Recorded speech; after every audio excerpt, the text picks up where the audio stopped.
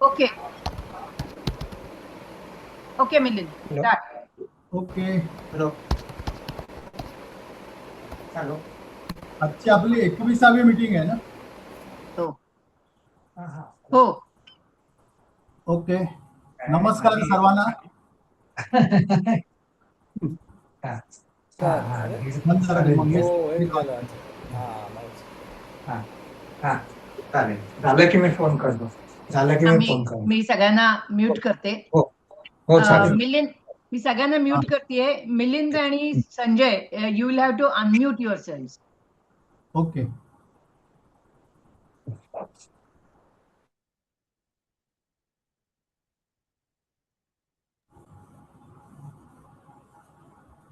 चला, आजच्या झूमच्या 21व्या मीटिंग मध्ये सगळ्यांचं स्वागत आहे. तर आजचा आपला वक्ता आहे आपल्या सर्वांच्या आपल्या वर्गातील सर्वात हुशार मुलगा, ज्याला बृहस्पती असं नाव दिलेलं आहे केदारनी, तो संजय गुर्जर आज आपलं प्रेझेंटेशन करणार आहे. तुम्हाला आठवत असेल तर आपली स्पेक्ट्रम या उपक्रमाची सुरुवातच संजयनी केली होती आणि त्यानंतर आता दुसऱ्यांदा तो आपलं प्रेझेंटेशन करणार आहे. तर ते प्रेझेंटेशन चालू व्हायच्या आधी मी त्याची आपण पहिले काही आपले एपिसोड्स होते, मला वाटतं सुनीता तुझं पण इंट्रोडक्शन झालं नव्हतं असं मला आता एक्झॅक्टली आठवत नाही आपण केव्हापासून इंट्रोडक्शन द्यायला सुरुवात केली. तर त्यामुळे ज्यांचं इंट्रोडक्शन झालेलं नाहीये त्यांचं आपण परत देऊया आणि रिपिटेशन मग आलं तर त्याच्यापुढे मग इंट्रोडक्शन हा पार्ट आपला निघून जाईल. नवीन जर कोणी असेल तर त्याचंच आपण इंट्रोडक्शन देऊया. तर त्याच्यामुळे संजयचं त्यावेळी इंट्रोडक्शन दिलं गेलं नव्हतं तर ते मी आता करतो. ऍक्च्युली संजयनी शाळेनंतर काय काय केलं याची उत्सुकता, हे जाणून घेण्याची उत्सुकता मला पण होती, कारण मधल्या बऱ्याच वर्षामध्ये आमचा संपर्क नव्हता, तसा आपला कोणाचाच फारसा संपर्क नव्हता. त्यामुळे त्यांनी IIT ला होता, IIM ला होता, हे सगळं मला माहिती होतं, पण त्याच्यानंतर त्यांनी काय केलं हे मला माहित नव्हतं. त्यामुळे मी संजयकडून तसा छोटासा शॉर्ट बायोडाटा मागवून घेतला. तर जोशी हायस्कूल मध्ये SSC मध्ये बोर्डात आल्यानंतर त्यांनी रुईयाला सायन्सला ऍडमिशन घेतली आणि FY सायन्स नंतर त्यांनी IIT ला एंट्रन्स एक्झाम देऊन IIT मध्ये त्याला ऍडमिशन मिळाली. IIT मध्ये त्यांनी IIT बॉम्बेला इलेक्ट्रिकल इंजिनिअरिंग मध्ये बीटेक केलं. त्याच्यानंतर IIM अहमदाबादला MBA केलं, MBA फायनान्स मध्ये. MBA फायनान्स झाल्यानंतर त्यांनी बऱ्याचशा मोठ्या कंपन्या, 4-5 मोठ्या कंपन्यांमध्ये, फॉर एक्झाम्पल टाटा इंजिनिअरिंग, त्याच्यानंतर गरवारे पॉलिएस्टर इत्यादी 4-5 कंपन्यांमध्ये सिनियर मॅनेजमेंट लेवलला त्यांनी जॉबही केला. परंतु 20 वर्षापूर्वी जॉब वगैरे सोडून त्यांनी स्वतःचा बिझनेस चालू केला आणि ह्या बिझनेसमध्ये त्याचा MBA फायनान्सची बॅकग्राऊंड असल्यामुळे त्यांनी इक्विटी रिसर्च, इन्व्हेस्टमेंट रिसर्च या क्षेत्रामध्ये भरपूर रिसर्च केला आणि इन्व्हेस्टमेंट्स आणि याच्यामध्येच त्यांनी स्वतःचा व्यवसाय चालू केला आणि तेव्हापासून गेली 20 वर्ष तो स्वतःचा पोर्टफोलिओ मॅनेजमेंट तर करतोच, अगदीच जवळच्या मित्रांना वगैरे तो ॲडवाईसही देतो. परंतु त्यांनी अगदी स्ट्रिक्टली सांगितलंय मला की मी कोणाचा दुसऱ्याचाही पोर्टफोलिओ मॅनेज करत नाही आणि शक्यतो प्रोफेशनली कोणालाही ॲडवाईस देत नाही. जर अगदीच त्याच्या जवळचा कोणी मित्र वगैरे असेल तर तो थोडीफार ॲडवाईस देतो. परंतु त्याचा सध्याचा बिझनेस हा इक्विटी रिसर्च आणि इन्व्हेस्टमेंट हा आहे, पोर्टफोलिओ मॅनेजमेंट हा आहे. आणि त्यांनी गेली काही वर्ष आपल्या हॉबीज तो परस्यू करत आहे. आणि हॉबीज म्हणजे किती, हॉबीज तरी किती असाव्यात, तर भरपूर. म्हणजे त्यांनी जे काय सांगितलं ते इंडियन आर्किटेक्चर म्हणजे टेम्पल आर्किटेक्चर, त्यांच्या लेटेस्ट टेक्नॉलॉजीज, त्याच्यानंतर एन्व्हिरॉन्मेंटल सायन्स, त्यानंतर इंडियन फिलॉसॉफी, सायकॉलॉजी, या सगळ्या त्याच्या हॉबीज आहेत. त्याच्यावरती तो प्रचंड वाचन आहे त्याचं आणि त्यांनी या बाबतीतले बरेचसे कोर्सेस केलेले आहेत वेगवेगळ्या फील्डमधले. अशा प्रकारे तो अतिशय बिझी आणि रिटायर म्हणजे आता वयाच्या 70व्या वर्षी सुद्धा तो स्वतःला त्यांनी अतिशय बिझी ठेवलेला आहे आणि वेगवेगळ्या हॉबीज आणि हे असल्यामुळे आणि व्यासंग त्याचा तर आहेच आणि वृत्ती ही अभ्यासू वृत्ती असल्यामुळे तो कुठल्याही विषयामध्ये विषय हातात घेतला की त्यात खोलवरती जातो आणि त्याची मुळं अगदी उखडून काढतो. त्यामुळे त्याचं जे आजचं जे व्याख्यान आहे ते अतिशय उद्बोधक, बुद्धीला खाद्य देणारं आणि रोमांचक होईल याची मला भरपूर खात्री आहे. तर आज तो ज्या विषयावर बोलणार आहे त्या विषयाचं नाव आहे झेन तत्वज्ञान किंवा झेन फिलॉसॉफी. आणि झेन फिलॉसॉफी बद्दल थोडीफार माहिती मला आहे, परंतु मी म्हणजे सूर्यापुढे काजव्याने काय म्हणावं तसं मी काय त्याच्याबद्दल काय बोलणार नाहीये. तर आता मी संजयला विनंती करतो की त्यांनी आपलं प्रेझेंटेशन चालू करावं. Okay, I will start. Yes. Thank you, Milind. Thank you everybody for being present in this presentation. सर्वांना नमस्कार. सर्वप्रथम सर्वांना आपल्या 80व्या स्वातंत्र्य दिन सोहळ्याबद्दल अभिनंदन आणि शुभेच्छा. मला वाटतं आपली पिढी खूप भाग्यवान आहे, पर्टिक्युलरली जे स्वातंत्र्यानंतर पहिले 10-15 वर्षात ज्यांचा जन्म झाला. I mean, I'm just going back and thinking about it. We were very lucky because we got our education. आपल्याला आपलं शिक्षण हे खूप चांगल्या तऱ्हेने मिळालं. आपली शाळा, आपले शिक्षक ज्या तऱ्हेने त्यांनी आपल्याला म्हणजे नुसतंच विषयांचं शिक्षण नाही, पण एक जीवन शिक्षण म्हणतात ज्याला त्याला, लाईफ एज्युकेशन, हे त्यांनी आपल्याला प्रदान केलं आणि त्यांचं आपल्यावर खूप मोठं एक ऋण आहे. आणि म्हणजे we are a very lucky generation. कारण असं मला का वाटतंय की आजकाल मी जे बघतो एज्युकेशन फील्डमध्ये जे काही प्रॉब्लेम्स आहे, ज्या तऱ्हेने ते हँडल केलं जात आहे, particular I am talking about India. I cannot make comment on the other countries. त्याच्याकडे बघून एक रिअली असं वाटतं मला की we have been very lucky and we got the extremely good quality education in our country at that time. तर आपल्या शाळेला आणि सर्व शिक्षकांना पहिले नमस्कार आणि धन्यवाद याबद्दल. दुसरं स्पेक्ट्रम बद्दल बोलतो थोडंसं. स्पेक्ट्रमची स्थापना आपण केली, म्हणजे आपले विचार, आपल्या जे काय एखाद्याने अभ्यास केलेला असेल तो इतरांना, आपल्या ग्रुपमेट्सना, क्लासमेट्सना प्रेझेंट करावा आणि त्याच्यामधून सगळ्यांचंच नॉलेज आणि एक the knowledge base of all of us should increase आणि सगळ्यांना त्याच्यामधून काहीतरी प्रेरणा मिळावी, काहीतरी नवीन शिकायला मिळावं, हा पर्पज होता. आणि इट्स आय थिंक मी पहिलं जेव्हा प्रेझेंटेशन केलं, of course I did in a very hurry, big hurry that time. केशवसुतांच्या कविता जेव्हा ते मी प्रेझेंटेशन केलं तेव्हा मला अजिबात असं वाटलं नाही की म्हणजे I was quite sceptical whether how this group will proceed and how many people will really participate आणि ते कुठल्या विषयांवर बोलतील. कारण एकतर काय होतं की नुसत्या गेट टुगेदरमधून आपल्याला बऱ्याच आपल्या क्लासमेट्सची आयडिया येत नाही, त्यांनी काय आयुष्यात केलेलं आहे, कुठल्या विषयांवर जास्त फोकस केलेला आहे. It is very difficult to know just in some small get togethers. पण गेले किती 19, दिस इज 19 प्रेझेंटेशन ना मिलिंद? 19 का 21व आहे? 21. ओके, मिलिंद म्यूट झालं. हा, 21व प्रेझेंटेशन आहे. इट्स फिनॉमिनल म्हणजे आय वुड से. म्हणजे आणि not only the number but the topics you just go in history and see म्हणजे what kind of different topics we are gone through. म्हणजे श्यामचं सायन्स म्हणा,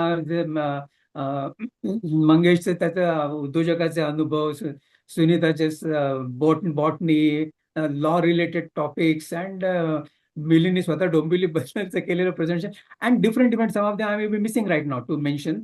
but the spectrum of the presentations is so wide and it's very kind of comforting, you know. And I'm very happy and pleased to note that the Spectrum group has been a very successful group in that particular way. आणि आपण खूप वेगवेगळ्या विषयांवर presentations केलेली आहेत आपल्या मेंबर्सनी आणि ते मला खूप भावलंय. I really like it, you know, and I hope all the members also will agree with me. नंतर आता जरा थोडंसं आपल्या टॉपिकवर आत्ताच्या वळूया. वाय फिलॉसॉफी हा पहिला प्रश्न आहे. आपण आपल्या उदरनिर्वाहासाठी किंवा अर्थार्जनासाठी बऱ्याच विषयांचं नॉलेज घेतो, शिक्षण घेतो. इंजिनिअरिंग आहे, मेडिसिन आहे, लॉ आहे, कॉमर्स आहे, फायनान्स आहे, N number of fields exist, architecture आहे जगामध्ये, which the knowledge of which help you to make a living basically. Philosophy doesn't pay you, isn't it? Does philosophy pay anybody? Well, some people who go for who take lectures and become professors of philosophy. More than that, what does philosophy do for you They in write terms of books. making money? Huh? So it Books. doesn't pay you. It doesn't pay you that way. Uh, but what is philosophy ultimately? Philosophy is a way of life, actually. And why philosophy? Because there are many questions which other sciences cannot really answer. आता तुम्ही जर विचारलं की माणसाने चांगलं का वागावं, माझ्या समोर एक कोणी दुसरा बसलेला आहे, त्याच्याबद्दल why should I be nicely with him? Just because the law tells me to do it, or what? Or is there any other basic more reason for it? What is it? Why should I not cheat anybody? मी का कुणाला फसू नये? त्याचं उत्तर काय? Just because law मला पकडून जेलमध्ये टाकेल? No, it is more than that. And what is that more is philosophy. It comes from philosophy actually. See, आजच्या घडीला सुद्धा IIT बॉम्बे सारख्या आणि IIM अहमदाबाद सारख्या मेनी अदर मॅनेजमेंट इन्स्टिट्यूट्स मध्ये सुद्धा there are in the second year and in the fourth and fifth years of the engineering curriculum, moral science, ethics, philosophy हे subjects introduced आहेत. Because your ethics and moral sciences are based or are derived their origin from philosophy actually. आणि हे subjects important आहेत. Business ethics is an important thing. तुम्ही ते निगेट नाही करू शकत. तुम्ही बिझनेसमध्ये राहून काहीतरी फालतू गोष्ट आणि completely, so see law may catch you some day, but that is different. But other than that, तुम्ही कसं राहायला पाहिजे, तुमचं बिझनेस एथिक्स कसं पाहिजे, तुमची फिलॉसॉफी, बिझनेस फिलॉसॉफी काय पाहिजे, तुमची मॉरॅलिटी कशी पाहिजे, हे सगळ्या गोष्टी ज्या आहेत त्या फिलॉसॉफीच्या मधूनच ओरिजिनेट होतात. त्यामुळे फिलॉसॉफी इज इम्पॉर्टंट. आणि त्याचा म्हणजे प्रत्येकाला त्याचं महत्व वाटेल का नाही मी सांगू शकत नाही, पण ऍटलीस्ट मला थोडंसं त्याच्यामध्ये इंटरेस्ट निर्माण झाला. I read lot of Indian philosophy बद्दल पण मी वाचलेलं आहे, Veda, Upanishad and all that also. आणि आता झेन फिलॉसॉफी बद्दल काय इंटरेस्ट निर्माण झाला सांगतो. माझ्या एका मित्राने मला एक झेन स्टोरीचं पुस्तक दिलं as a gift. And of course गुगलवर पण अधूनमधून कुठे पेपरांमध्ये वगैरे अशा त्या छोट्या स्टोरी येतात. आणि I know one of the interesting aspect of this Zen stories is that they are very short. First of all, फार जास्त काही वाचायला लागत नाही त्याच्यामध्ये. आणि there is a point in that आणि तो त्याच्यात जो काही मेसेज असतो ना, तो असं क्लिअर नसतो. It is not a very clear message की बाबा ABC 2+2=4, nothing like that. That message you have to derive, you have to get meaning out of it. And that is what you go deep inside you or something like that. They make you think about life, they make you think about life processes and things like that. So ते मला जरा थोडंसं interesting वाटलं की Zen stories खूप interesting वाटतात. But of course Zen stories आणि Zen philosophy म्हणजे असे एक्झॅक्टली लिंक नाहीये. There are lot of people who have introduce Zen masters असतात आणि त्यांच्या वेगवेगळ्या stories which basically motivational stories बनवल्या आणि त्यांची बरीच पुस्तकं पण गुगलवर त्याच्यावर अवेलेबल आहेत. इंटरेस्ट असेल तर आपण पण वाचू शकता फ्रॉम टाइम टू टाइम, असं काय हे नाही. तर basically so that is how I got interested in trying to find out something more about Zen philosophy. Actually मग झेन फिलॉसॉफीचा ओरिजिन पण मी शोधला. म्हणजे how it really it's a Japanese, we all know that word Zen, आणि हा Japanese word आहे आणि जॅपनीज फिलॉसॉफी येते. म्हणजे जपानमध्ये जॅपनीज म्हणता येणार नाही एक्झॅक्टली, पण जपानमध्ये ती जास्ती प्रस्तुत आणि जास्त काइंड ऑफ ऍक्सेप्टेड और प्रचलित म्हणता येईल त्याला. थोडक्यात राईट शब्द प्रचलित आहे. पण त्याचा ओरिजिन हा ऍक्च्युली इंडियन बुद्धिझमच आहे. आणि आपल्याला माहिती आहे की इंडियन बुद्धिझम म्हणजे गौतम बुद्धांनी जो बुद्ध धर्म स्थापन केला त्याची बॅकग्राऊंड सगळ्यांनाच माहिती आहे. सिद्धार्थचा जन्म कपिलवस्तू साम्राज्यामध्ये लुंबिनी. हे झालं का जरा व्हिडिओ आहे ना? हा, लुंबिनी नेपाळमध्ये त्याचा जन्म झाला आणि he was a prince actually. Shuddhodana त्याचे वडील ते राजा होते त्या साम्राज्याचे. त्याला ऑफकोर्स जगातील काही दुःख पाहून ही फेल्ट की he should find some way of relief from दुःख, pain, human pain, whatever people undergo from time to time in life. मग त्यांनी तपश्चर्या केली, मेडिटेशन केलं, बरंच काय काय साधना केली, खूप उपास केले, lot all types of penance he did to get to the root cause of why this happens. तर मग तेव्हा त्याला तो साक्षात्कार ज्याला म्हणतात आपण आपल्या भाषेमध्ये, किंवा त्याला एनलायटनमेंट म्हणतात, किंवा निर्वाणा त्यांच्या बुद्धिझम मध्ये, he got that sense of enlightenment under Bodhi tree in Bodh Gaya, which is in Bihar, Indian Bihar today.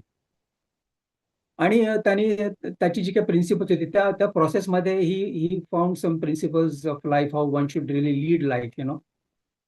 तर आणि इट वॉज नॉट, त्यांनी जे काही सांगितलं तो बौद्ध धर्म म्हणून नंतर लोकांनी ते मान्य केलं, की असं नंतर लोक त्याला म्हणायला लागले.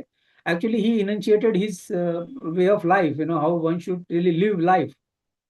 And his first sermon was delivered in Sarnath, which is a place near Varanasi in Uttar Pradesh.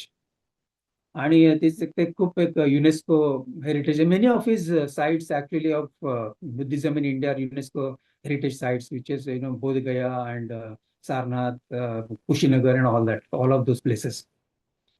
तर त्याचे बरेच अनुयायी झाले. People like his sermons, people were impressed or enthused by his way of the way he use to talk to people. And त्याचं म्हणजे हळूहळू त्याच्या अनुयायांची आणि त्याच्या फॉलोअर्सची संख्या वाढली.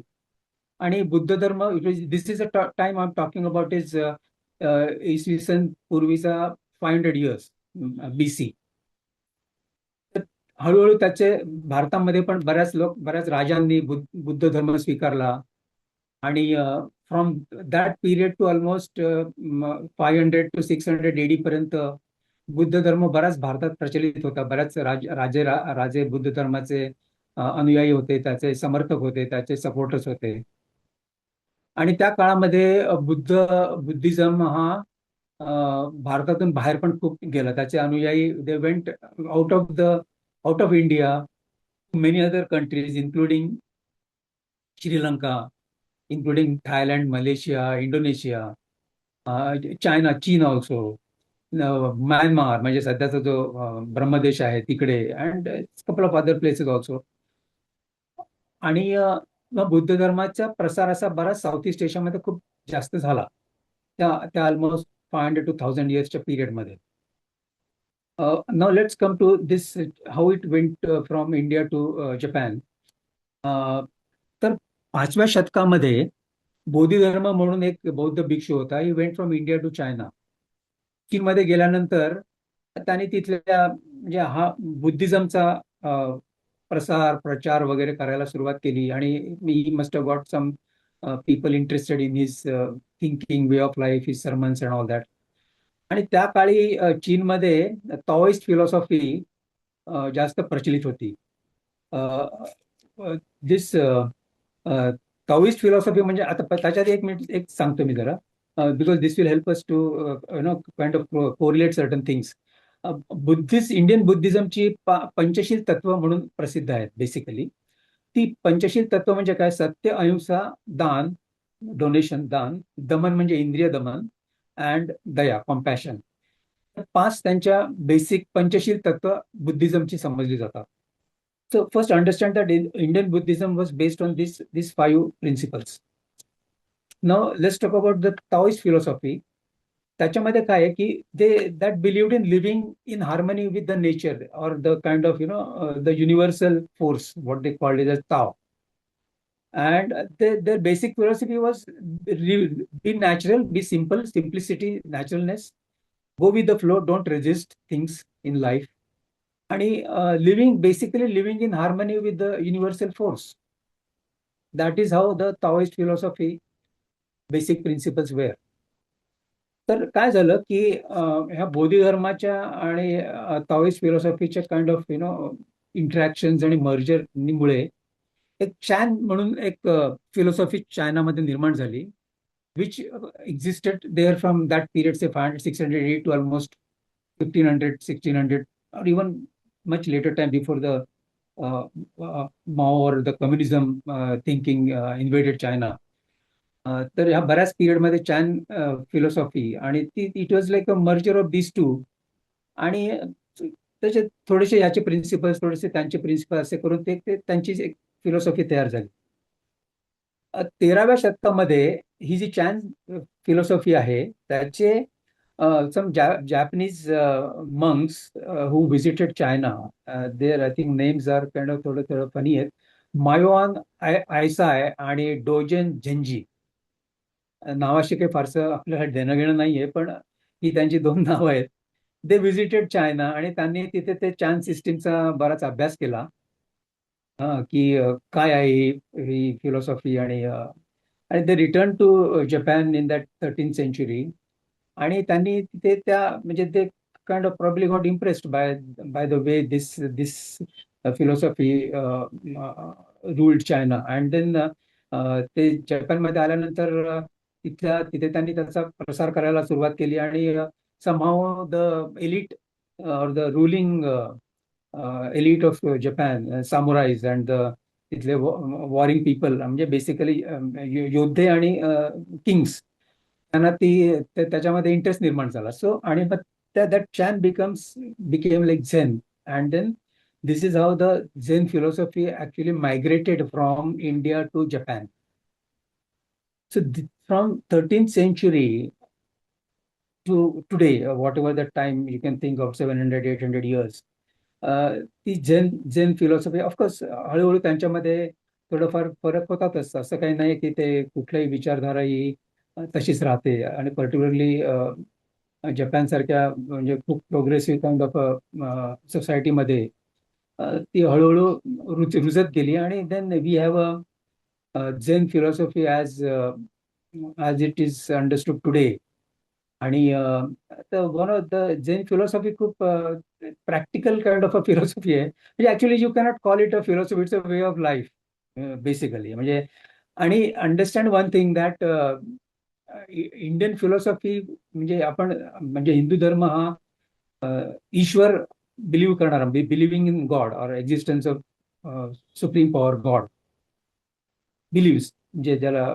आणि बुद्ध धर्म निरीश्वरवादी आहे, म्हणजे they do not believe existence of God actually. आणि accordingly if Zen is an offshoot of Indian Buddhism, naturally it is a निरीश्वरवादी तत्वज्ञान. म्हणजे त्याच्यामध्ये देव म्हणा किंवा त्याची उपासना म्हणा अशा गोष्टी काही येत नाहीत actually. It's a way of life, how you interact, how you maintain your self, how you think about life and all those things. म्हणजे thoughts about life in general. And not much related to Indian kind of a thinking on God and his existence and the जीव किंवा परमात्मा वगैरे अशा गोष्टींचं त्याच्यामध्ये त्यांच्या system मध्ये काही हे नाहीये. तर मी आता एक काम करतो, आपण झेन फिलॉसॉफीचे जे काय पिलर्स आहेत ना ते एक एक एक एक करून आपण उलगडूया, सो दॅट त्याच्यामधून तुम्हाला पण काही क्लूज मिळतील. म्हणजे so this whatever Zen philosophy really is about, ह्याचा एक सगळ्यांना थोडासा एक अनुभव येईल, प्रत्यय येईल. तर मी माझं स्क्रीन शेअरिंग चालू करू का? चालतो करू. Yes. Are you able to share screen or maybe I should Yes, make you? Okay. I'm going to share my PPT presentation. Yes. Okay. Okay.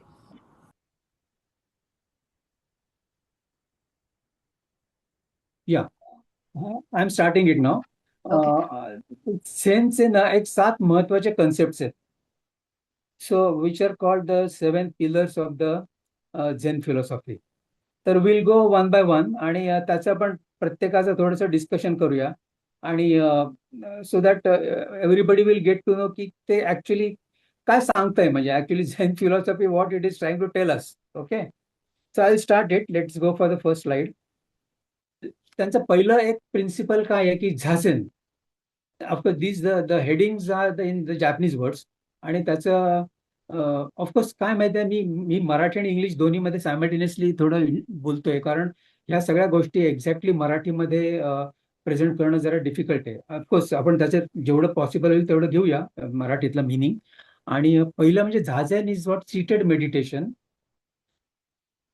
Meditation हे बुद्धिझम मध्ये पण आहे, आणि म्हणजे Gautam Buddha did meditation, so meditation was there first principal.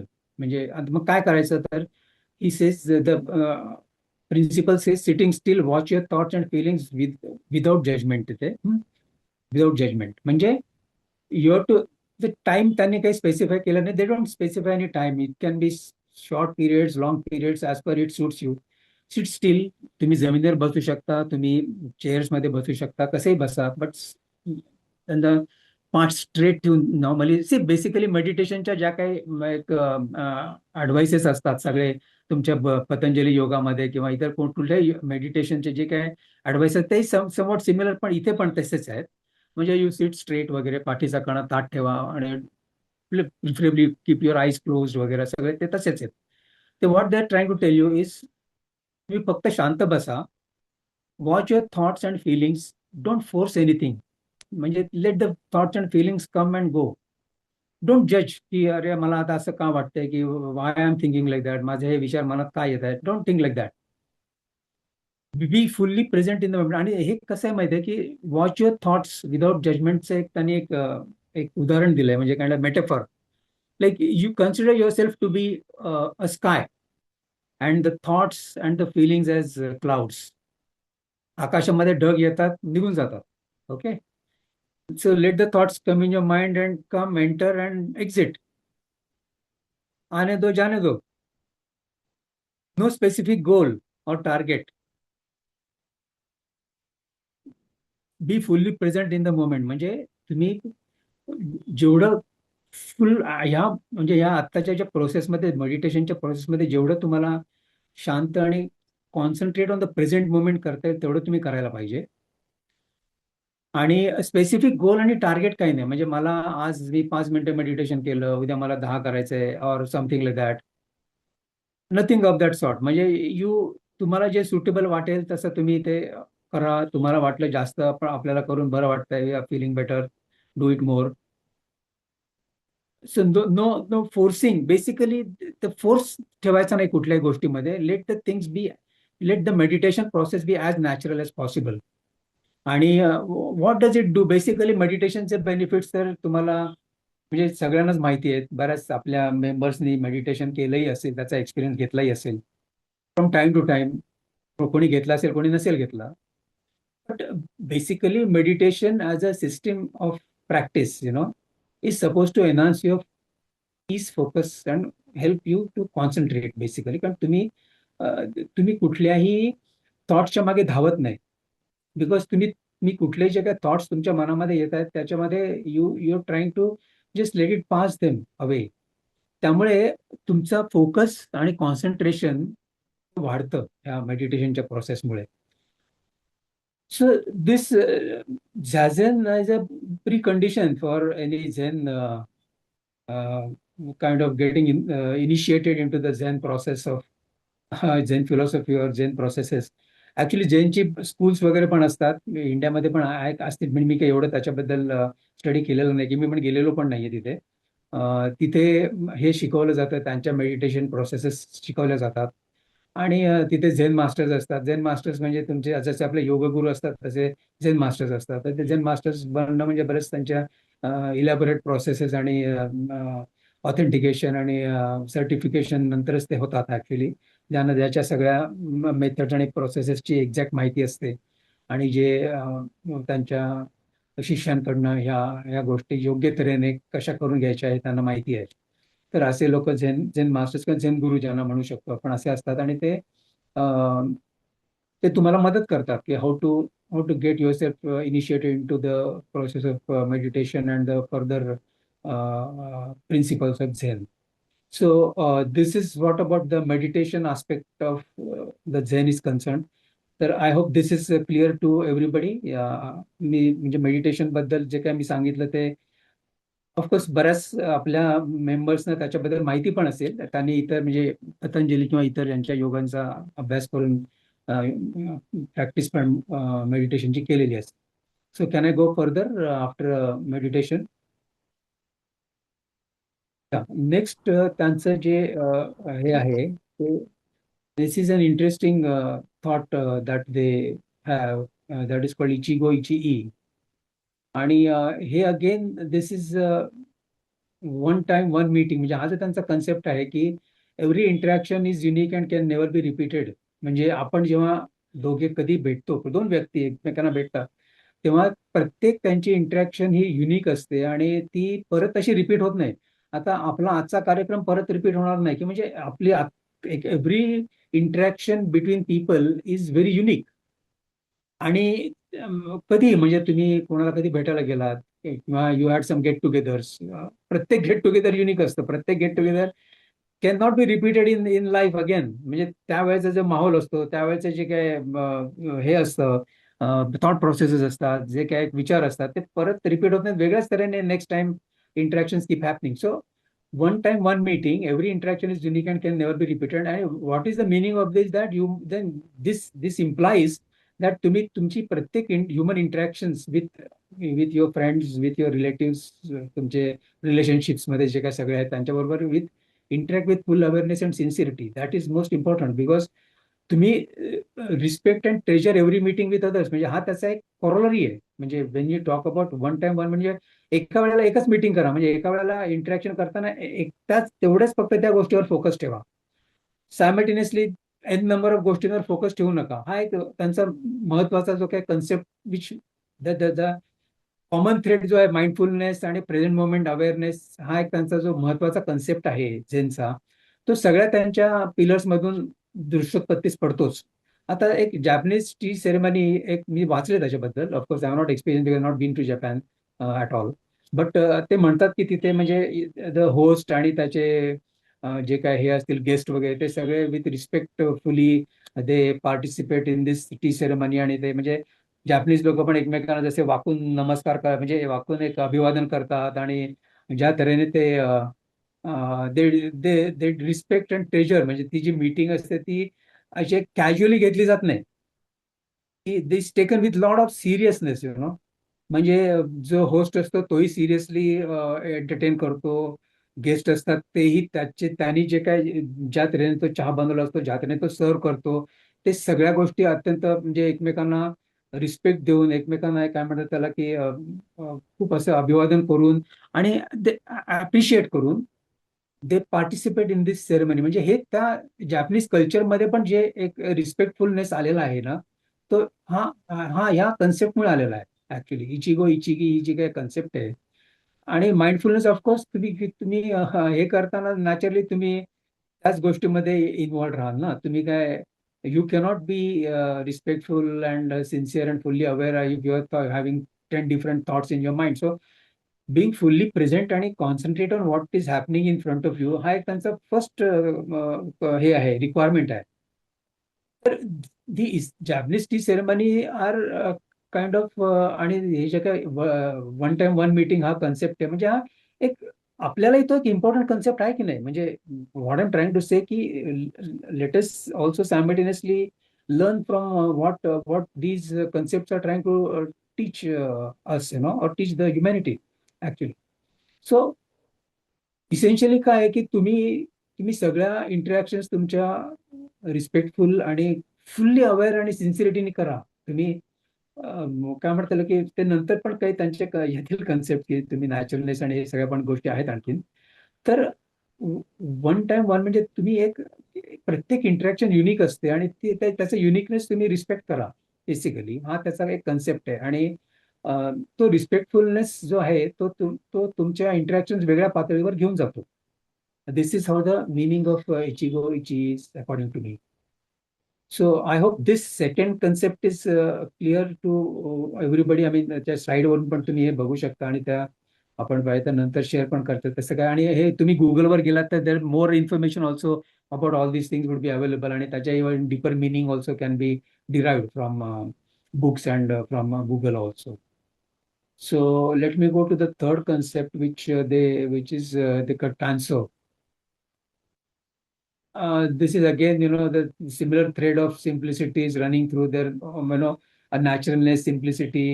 हे सगळे concept एक याच्यामधून येतात. आणि इलिमिनेशन ऑफ क्लटर.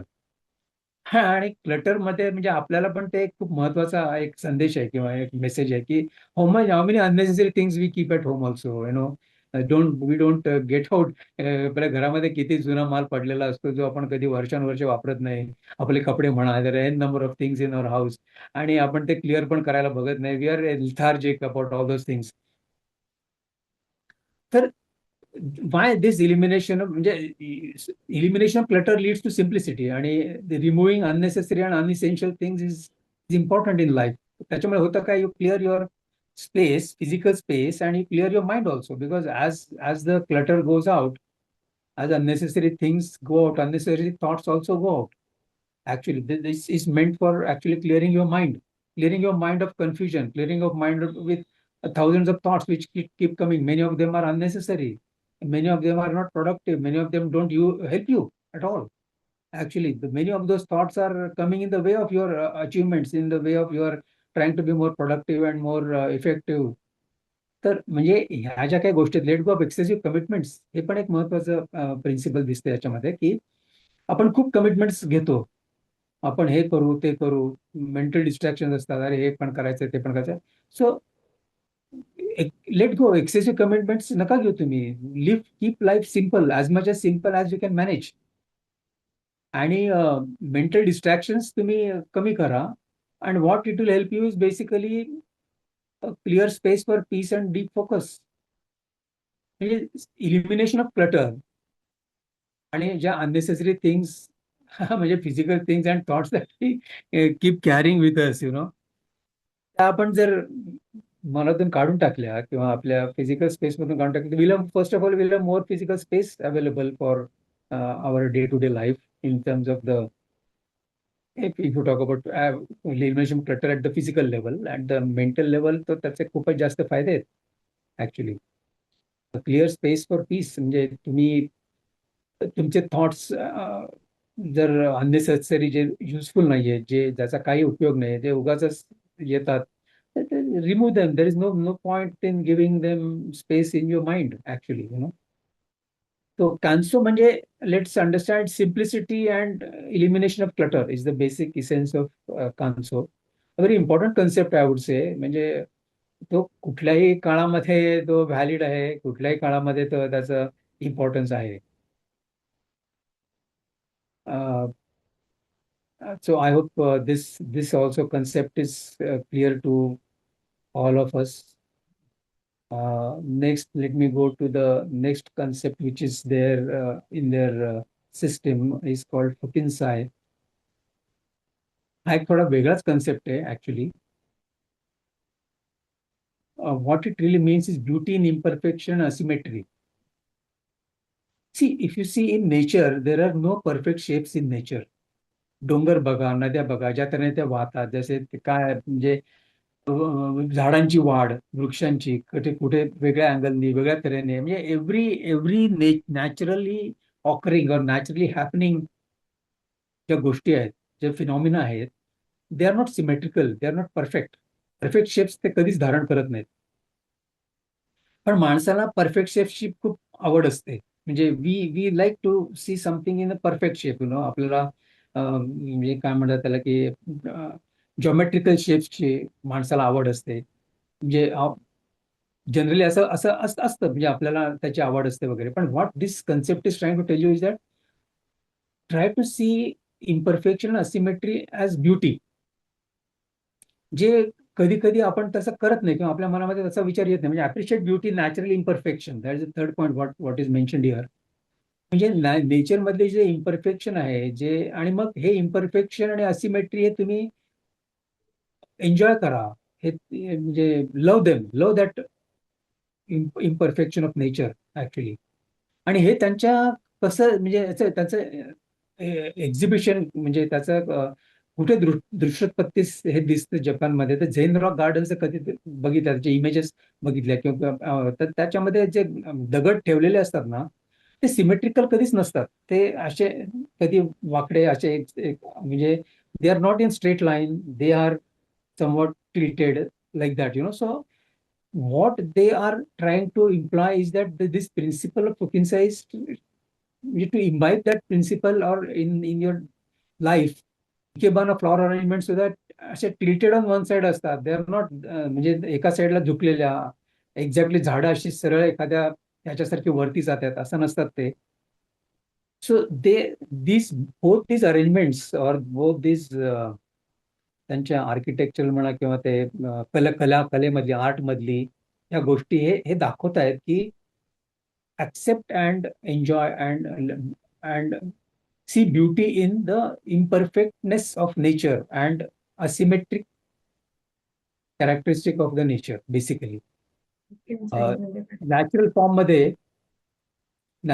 मध्ये जे आपल्याला असिमेट्री आणि हे इम्परफेक्शन दिसतं ते आपण एन्जॉय करायला पाहिजे. आणि मग देन याचा अर्थ अगेन असा होता की accept imperfection in life also basically in human interactions.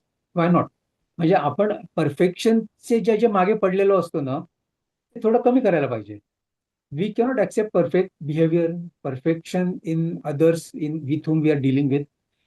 स्वतःमध्ये सुद्धा तुम्ही कदाचित थोड्याशा इम्परफेक्शनला अलाव करा, थोड्याचा ऍक्सेप्ट करा.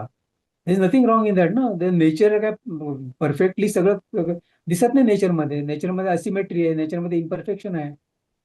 So what does it mean? It means that we need to accept imperfection in people around us, in our relationships, in our friends and colleagues, in everybody. ते आपण थोडंसं टॉलरेट करायला पाहिजे. टॉलरेट करणे एक भाग. Of course it may be difficult to love it and kind of find beauty in that, but at least acceptance तर आपण करू शकतो ना. तर acceptance of imperfection, of course, when we go through this beauty, of course, the beauty in imperfection त्यांचा एक तो art मधला कन्सेप्ट आहे. Actually it is a concept in the Japanese art actually. आणि जर तो तुम्ही लाईफमध्ये जर तुम्ही याचा तो बघायला गेलात, त्याचा कॉरोलरीज काढायला गेलात, ते कसं असतं की प्रत्येक कन्सेप्टचे मिनिंग्स वेगवेगळे निघू शकतात ऍक्च्युली. म्हणजे every philosophical concept or this can be generated into different thinking which can help you, which can be meaningful. तर असं मला तर नक्की वाटतं की याची करोलरी आपण अशी नक्कीच घेऊ शकतो की accept imperfection in life. Why not? आणि ते आपण आणि what it will do for us is will make you more happy. तुम्ही फ्रस्ट्रेशन तुमचं बऱ्याच इम्परफेक्ट गोष्टी बघितल्यानंतर जे येत राहतं आणि then you increase your blood pressure and all those things and stressfulness कमी होईल तुमचं थोडंसं. I am not saying it will vanish, but what I am trying to say is that हे थोडंसं मनामध्ये हा विचार आणल्यानंतर थोडा तरी फरक पडू शकेल का नाही? नक्कीच पडेल ना.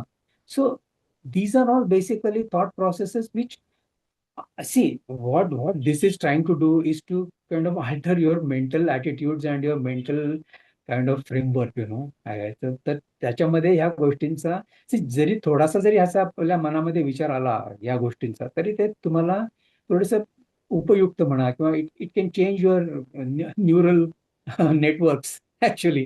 And this is how the benefits of thinking about these few aspects are. So I hope this beauty in imperfection है थोड़ा difficult concept है actually. So I hope this also some elements of this are clear to everybody. Shizen is another concept which is naturalness and spontaneity without artificial intent, and of course interaction with people with as natural and absence of pretense. Simple आहे actually, but हे important आहे. म्हणजे आपण mask घेऊन लोकांसमोर जाऊया नको. Let's not go. मित्रांबरोबर जनरली असं होत नाही, पण जनरली सोसायटीमध्ये when we interact with more people आपण आपला एक मास्क घेऊन फिरतो किंवा स्पॉन्टेनिटी जेवढी होईल तेवढी ठेवावी. Let us be natural in our interactions as much as possible. आणि लेट मी टेल यू की दी नॅचरलनेस ऑफ इंटरॅक्शन आणि स्पॉन्टेनिटी ही अप्रिशिएट पण होते. म्हणजे असं नाहीये की जे उगाच शोभाजी किंवा उगाच काहीतरी आर्टिफिशियल इंटेंट आणि मॅनिप्युलेशन पर्पजनी हे इंटरॅक्शन करतात, तर ते उघड पण होतं आणि ते क्लिअर होतं की इतरांना पण की this person is not natural. आणि so then people don't believe much in that person what is saying. आणि अशा म्हणजे थोडेसे इंटरॅक्शन्स मध्ये गॅप्स म्हणा किंवा एक ट्रस्ट डेफिसिट क्रिएट होऊ शकतो if there is no naturalness and spontaneity. आणि तो ट्रस्ट डेफिसिट नसावा म्हणून आपल्या इंटरॅक्शन्स मधून म्हणून ऍब्सेन्स ऑफ प्रिटेन्स आणि फोर्स्ड इंटरॅक्शन करू नका. Don't don't do forced interaction with people. जर वाटलं तुम्हाला की जास्त इंटरॅक्शन करायची गरज नाही, रिटायर, म्हणजे do interact less. Is no harm in that actually. You be as natural as possible in dealing with people. म्हणजे दिस ऑफकोर्स याच्यामध्ये सेईंग नो पण येऊ शकतं. म्हणजे ऍब्सेन्स ऑफ प्रिटेन्स मध्ये saying no is such an important thing in life. सारखं सारखं प्रत्येक आपल्या रिलेशनशिपमध्ये हो हो म्हणत जाऊन आपण कुठे जातो? We end up taking lot of pressure. We end up taking lot of stress. सारखं हो म्हणायची गरज काय? So what I am trying to say is that absence of pretence and force interaction means naturalness मध्ये no म्हणायचं वाटत असेल no म्हणा. दुसऱ्याला मग कदाचित त्याच्यामुळे वाईट वाटत असेल किंवा तो अपसेट होऊन जात असेल तर it is unfortunate. But the people who are smart or who can think properly can accept somebody's no. I can accept somebody's no if it is if he's coming to me for some reason or anything. I can appreciate की बाबा कुठल्या कारणामुळे. आता कारण पण मला माहिती नसलं तरी चालेल. कुठल्याही व्यक्तीने जर काही कुठल्या कारणासाठी मला नाही सांगितलं की मला हे जमणार नाही बाबा, it's fine for me. I am not going to force anybody to say yes or to हो म्हणायला. गरज नाही त्याची. तर this gives you freedom in life actually. तुम्हाला you don't get stuck to त्यांनी हो म्हटलंच पाहिजे, why saying no. Don't do that. No need for that. So शिझन हे जे काही प्रिन्सिपल आहे ते it's telling you to be free, natural and spontaneous in life. आणि त्याच्यामध्ये सेईंग नो पण येतं. असं असं माझा विचार आहे की म्हणा ना, काही तुम्हाला जर काही शक्य नसेल, काही जमत नसेल, तुम्हाला ते एक्सेसिव्ह वाटत असेल कमिटमेंट किंवा काही काम, say no. What's the problem in that? तर दुसऱ्या व्यक्तीने पण ते ऍक्सेप्ट करायला पाहिजे. जर तो ऍक्सेप्ट करत नसेल, unfortunate. As simple as that. So हे माझे विचार आहेत काही. आणि I think I hope I don't mind what I am adding here absolutely in this whatever presentation I am doing.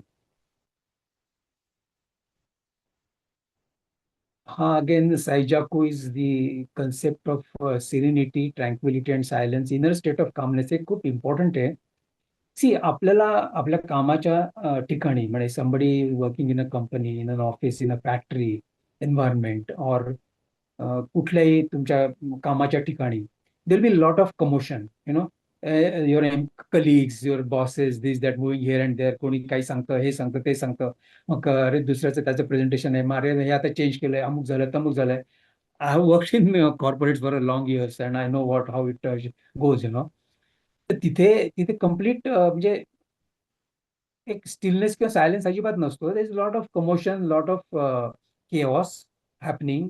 लोक वेगवेगळे बोलत असतात, काही वेगळेच डिस्कशन चाललेले असतात. You are distracted quite a lot. तर this is a ability to be serene, calm आणि inner state of calmness under a condition of chaos and commotion. म्हणजे आजूबाजूला कितीही जरी डिस्टर्बन्स असला, किती मोठा आवाज चालू असला, तरी तुम्ही तुमचं काम शांतपणे करत राहणे, हा या कन्सेप्टचा अर्थ आहे. म्हणजे आउटसाइड कितीही जरी गोंधळ असला, कितीही जरी आवाज चालू असला, कितीही जरी काही गडबड चालू असली, तरी तुम्ही तुमचं काम शांतपणे, you focus on your work and you with active calmness in action is what this concept demands. Now, this is what the Zen philosophy or Zen principles are demanding actually from you. मग हे एवढं सोपं नाही आहे to remain silent, serene and tranquil and keep focusing on your work simultaneously. नुसतंच तिथे गडबडमध्ये ध्यान करून बसला असं नाही आहे. हे असतानाही तुम्ही तुमच्या कामामध्ये कॉन्सन्ट्रेशन करत राहणे, तुमचं काम तसंच इफेक्टिव्हली, प्रोडक्टिव्हली करत राहणे is what seijaku is actually about. म्हणजे केवढा इम्पॉर्टंट कन्सेप्ट आहे बघा. आणि हा प्रोडक्टिव्हिटीशी, म्हणजे ऍक्च्युली तुमच्या कंपन्या, बिझनेस, मॅन्युफॅक्चरिंग सेटअप्स अँड सगळ्या कामामधल्या प्रोडक्टिव्हिटीशी खूप लिंक्ड आहे. म्हणजे आजूबाजूला कितीही जरी गडबड चालू असली तरी आपण आपलं काम विथ फुल कॉन्सन्ट्रेशन करत राहणे, ही एबिलिटी डेव्हलप करायला पाहिजे. Is what the Zen is trying to tell you. Important isn't it? I mean, आणि त्याचं एक्झाम्पल एक त्याने छान दिलंय. मगाशी मी क्लाउडचं एक्झाम्पल दिलं होतं ना मेडिटेशन मध्ये, की treat yourself as akash and clouds come and go like thoughts come and go. Pond म्हणजे एखादं मोठं तळ आहे समजा, तर दगड टाकलं तर काय होतं, there are ripples on the top, waves बराच वेळ येत राहणार. But at the bottom of the lake the water is still silent, completely still, silent, is not moving, tranquil. तसं असलं पाहिजे. म्हणजे थोडक्यात what they are trying to say through that example is that even in spite of ripples have calmness been in you, within you. Let the ripples be on top, let the ripples be around you, let there be calmness and stability and tranquility in you. No, that, see, actually, ह्या ज्या गोष्टी आहेत, ह्या human productivity basically at the thought level and at the physical level, दोन्ही गोष्टींना फार महत्वाच्या आहेत.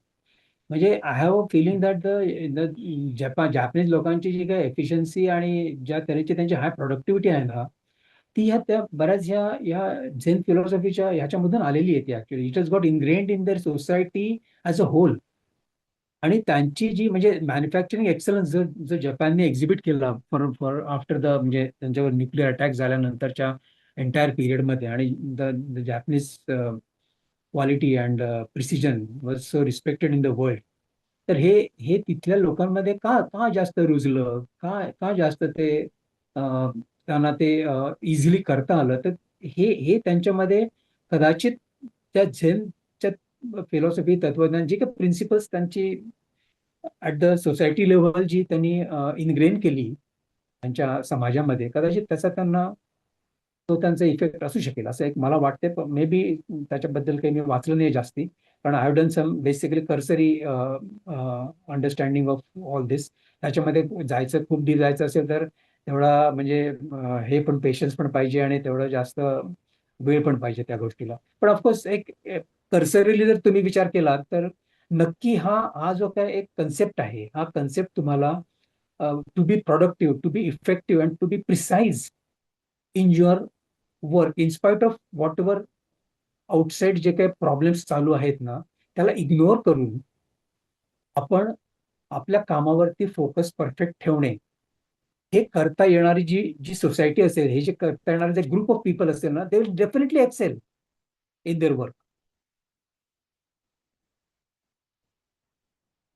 And let's come to the last concept of Zen philosophy is Mujo, the impermanence of everything in life. Of course, we know all that. Sarvam Kshanikam, बुद्धानीच म्हटलेलं आहे.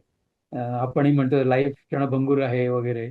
तर impermanence of everything in life is related to life itself and so many other facts of life. Nothing lasts forever. Everything is in constant flux and change. So ह्याचं ह्या हे जे काही विचार आहेत, ते these are realities of life actually. पण मग याचा कोरोलरी काय आहे? म्हणजे याचा अर्थ काय घ्यायचा? तर let go of rigid attachments and willing to accept change and understand that both good and bad times are temporary. Everything is temporary, so bad times are also going to be temporary. So don't get kind of bogged down or kind of depressed or frustrated by bad times. Hope for good times also, and if there are good times, be prepared for bad times if at all they come. That is one concept तुम्ही त्याच्यामधून घेऊ शकता. Willing to accept change because things are going to change. If things are going to change, then why not accept change? Isn't it? आणि rigid attachments ठेवणं, see basically impermanence म्हणजे काय, की आपल्याला हे ऍक्सेप्ट करायला लागेल की there are lot of things in life, in relationships, in everything are going to keep changing. They are not going to remain the same.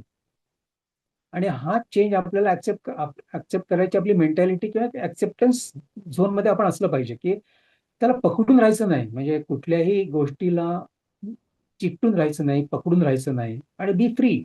B free. आपण you do everything good, nice with everybody, but don't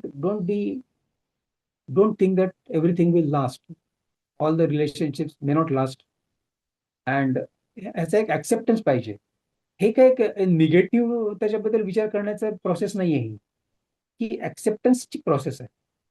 आणि कसं असतं ना, की हे हे थोडंसं difficult जातं बऱ्याच वेळा. आपण खूप अटॅचमेंट्समध्ये इन्व्हॉल्व्ह होतो, आणि पण सायमल्टेनियसली आपल्याला इम्परमनन्स ऑफ लाईफ, ही जी ट्रू रियालिटी आहे, ही रियालिटी ऍक्सेप्ट करायलाच पाहिजे, काही झालं तरी. पण ती ऍक्सेप्ट करा with with lot of caveats. I mean there are ते जे खाली टाकलेत की जास्त रिजिड अटॅचमेंट्स ठेवू नका. Be willing to accept change. Be see impermanence of life simultaneously means enjoy every moment of life. No, त्याची तुम्ही वेगळ्या तऱ्हेने कॉरॉलरी घेऊ शकता. वेगळ्या तऱ्हेने त्याचा विचार, तुम्ही त्याचा एक निगेटिव्ह किंवा अरे बापरे जगातलं सगळंच क्षणभंगूर आहे असा तुम्ही विचार कराल, किंवा तुम्ही असा विचार कराल everything is going to change, let me enjoy whatever is in front of me at this moment of time, isn't it? So friends, this is what I have gone through details of the Zen philosophy.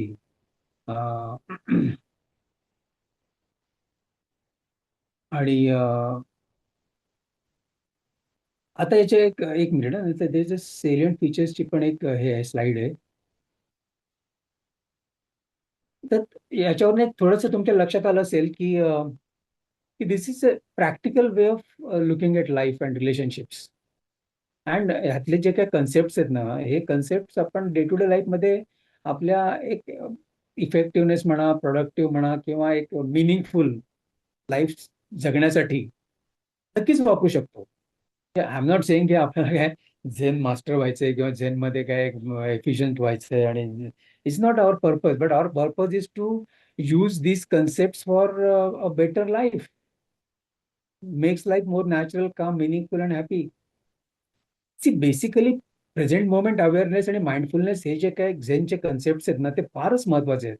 म्हणजे the focus and the being fully aware about the present moment and what your doing, त्याच्यावरचं जे काही concentration जे या सगळ्या thought process आणि ऍक्टिव्हिटीजमुळे येऊ शकतं, ते खूप महत्वाचं आहे. ते आपल्याला आपल्या कामामध्ये एफिशियन्सी निर्माण करायला, एक काम शांतपणे with full awareness, mindfulness, keep working.